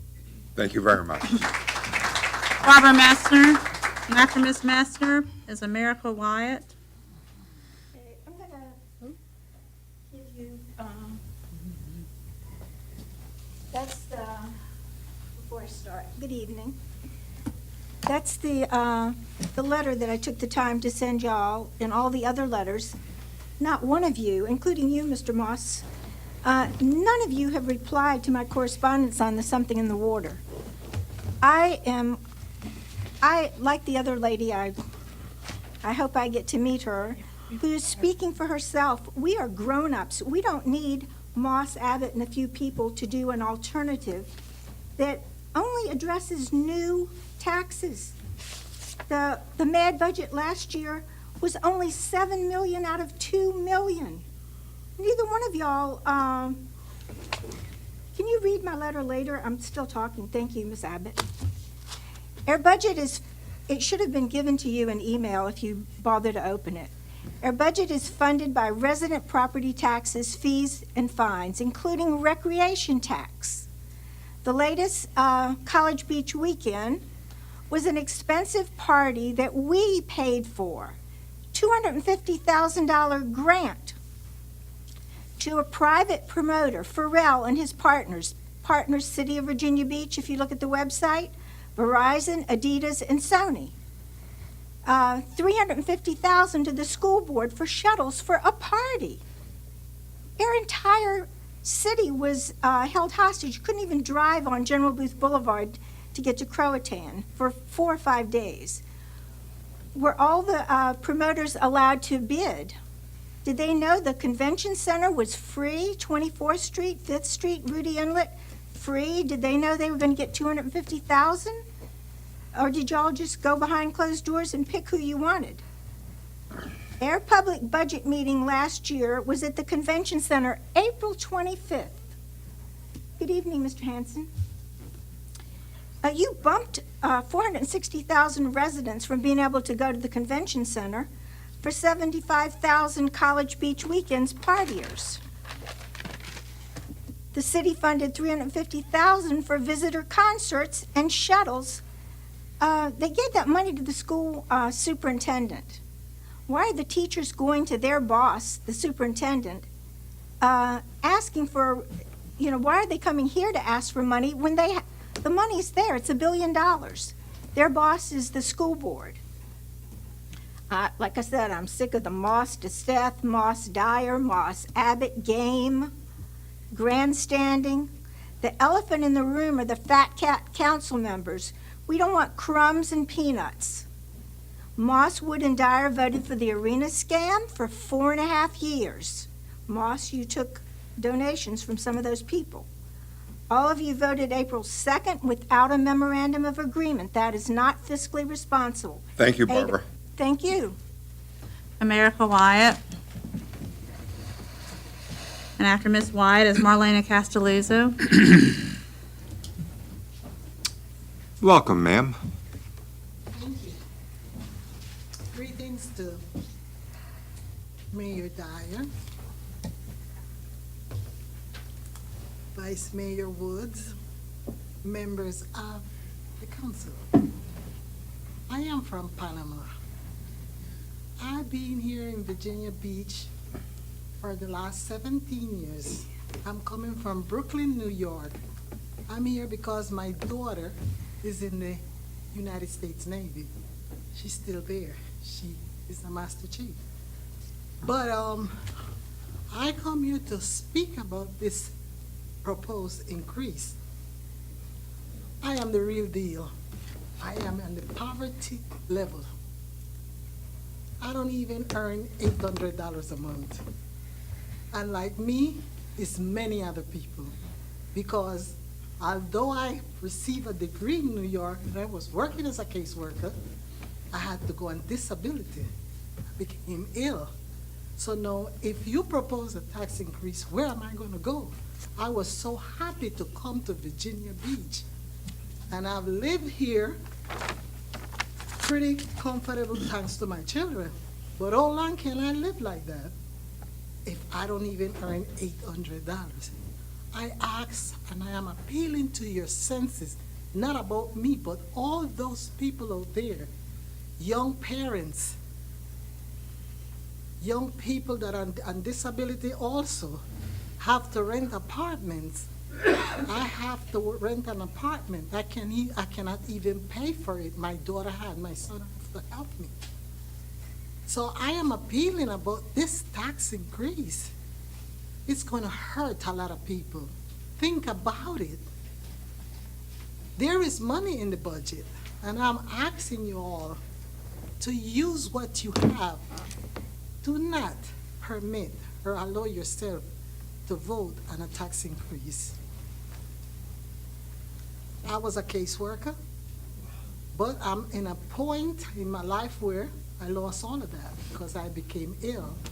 So I'm asking you to think about people like me. I'm the real thing. I'm poverty.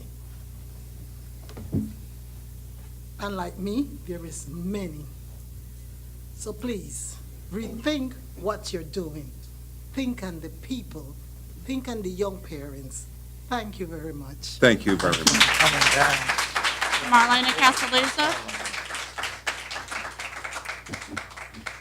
And then the next speaker is Mike Terrell. Welcome, Marlene.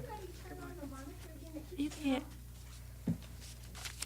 Just talk. I'm Marlena Castelluzzo, a chair of Virginia Beach Taxpayer Alliance. Stating that I was speaking before council against a tax increase, an educator remarked, "Oh, you're against all-day kindergarten."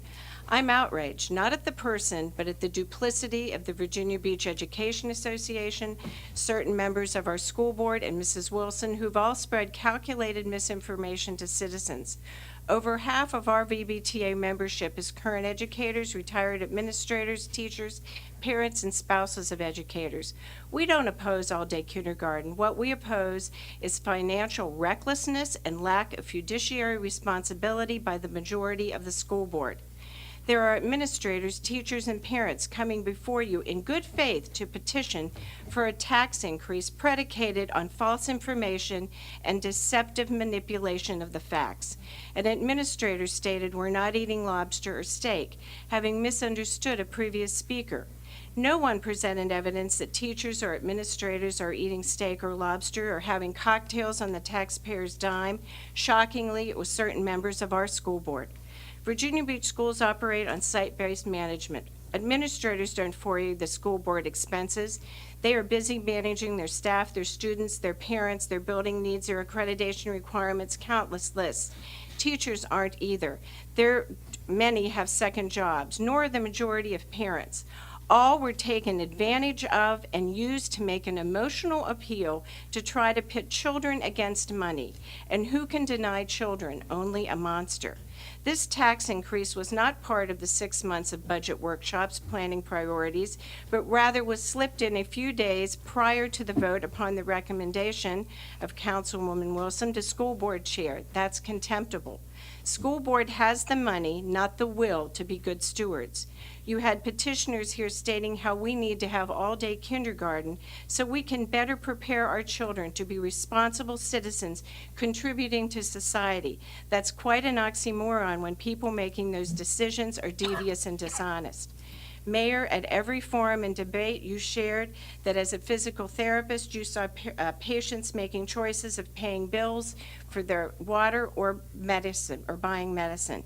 How can you forget those patients now and accept Mr. Hansen's inflated budget? Educators, firefighters, all of us pay taxes. You put 3% in our right pocket, take 5, 10, and 15 from the left. I've said that for over 10 years. Council, don't allow deceit to overrule truth.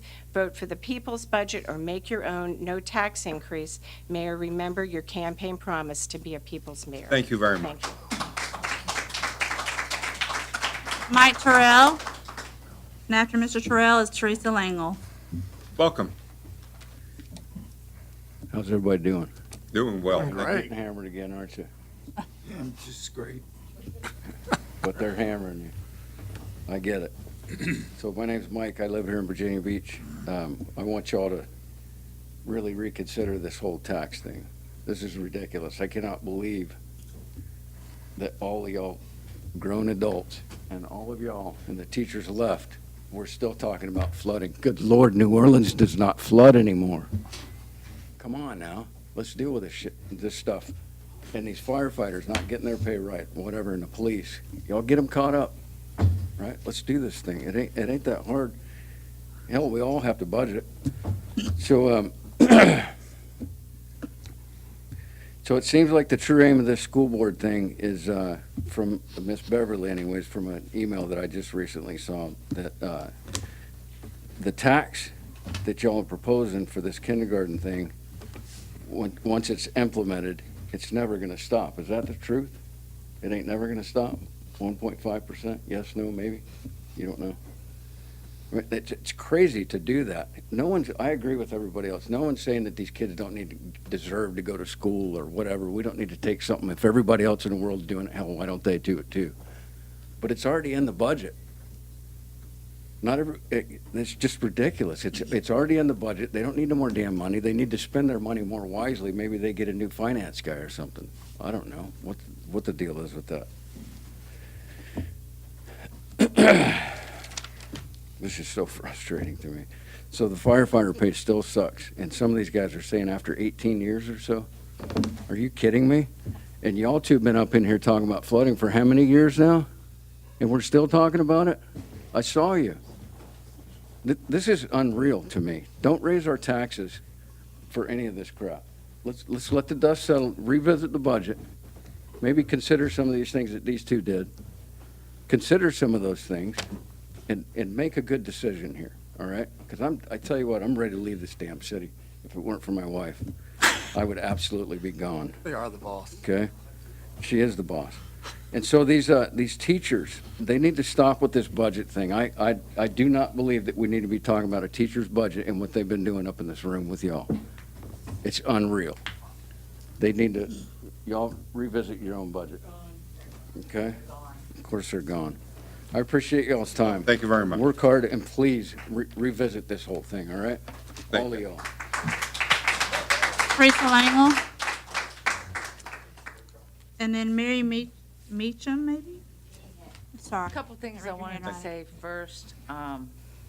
This says tax enough already. It's our motto for the Virginia Beach Tea Party. It should say we're taxed too much already when I consider state and federal.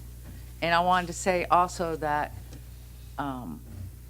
right before Matthew, and I think I've said this before, our health insurance, our deductible doubled at least.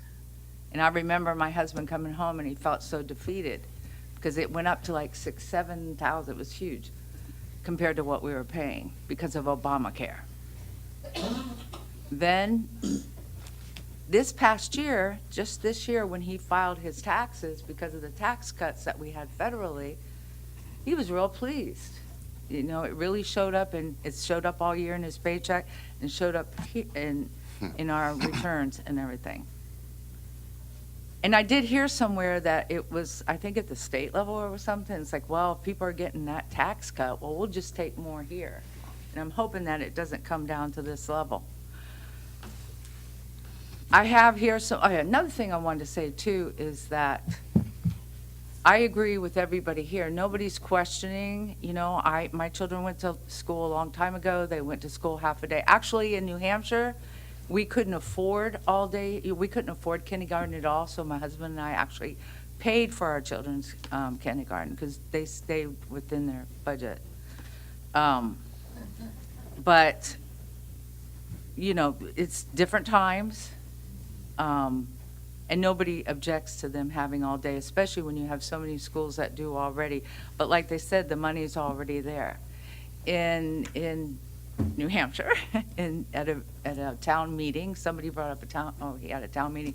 At a town meeting, we would have been done by now because it would have been like, fix it, you're not getting it, goodbye. Because we would tell you what to do, not beg you not to spend our money.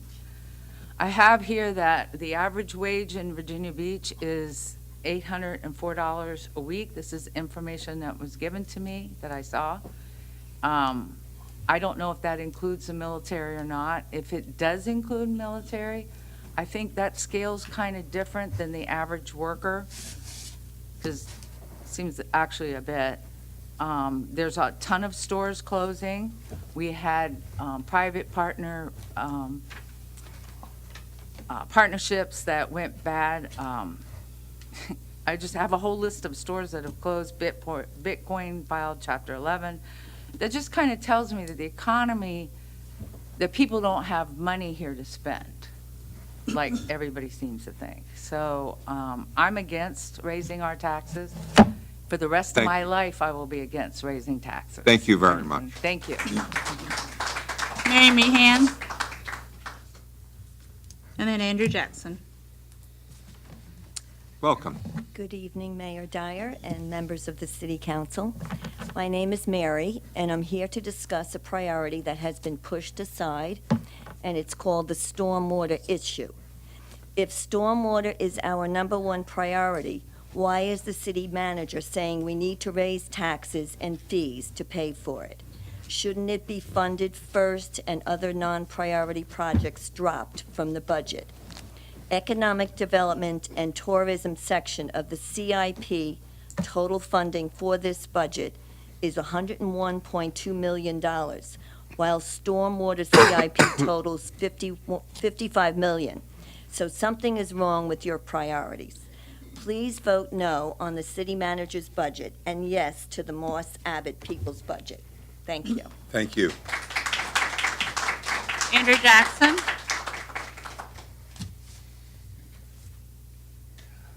Back. I'm gonna put a cap on this. I've heard enough people Welcome say, back. Heard enough people say enough is enough. So let me give you the closing perspective here. You come here, you buy a house, you pay the mortgage off, and you say, I own my house. No, you don't. Because if you don't pay that tax, somebody else is gonna own it. You buy a car. Well, I own my car. I got it paid off. No, you don't. You got to pay the property tax. You buy a boat. Oh, look at that. I got my boat. No, you don't own it. You go all through life and you buy all these things. And you say, I own it. You don't own nothing.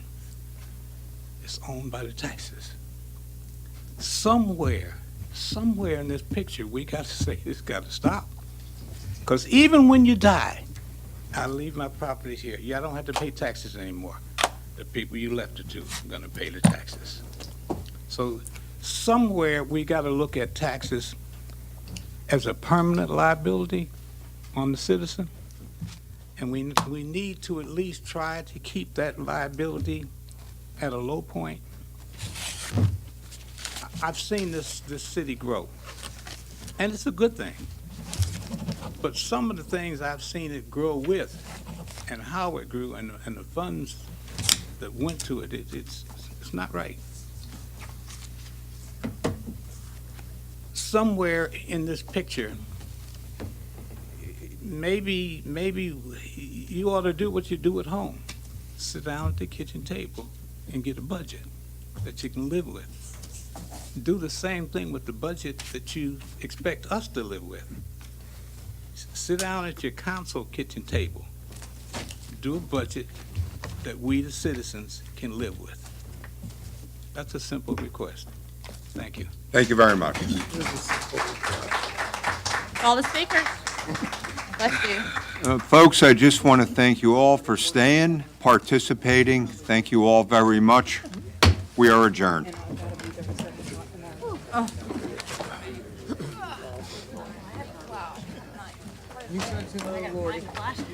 I know, I haven't.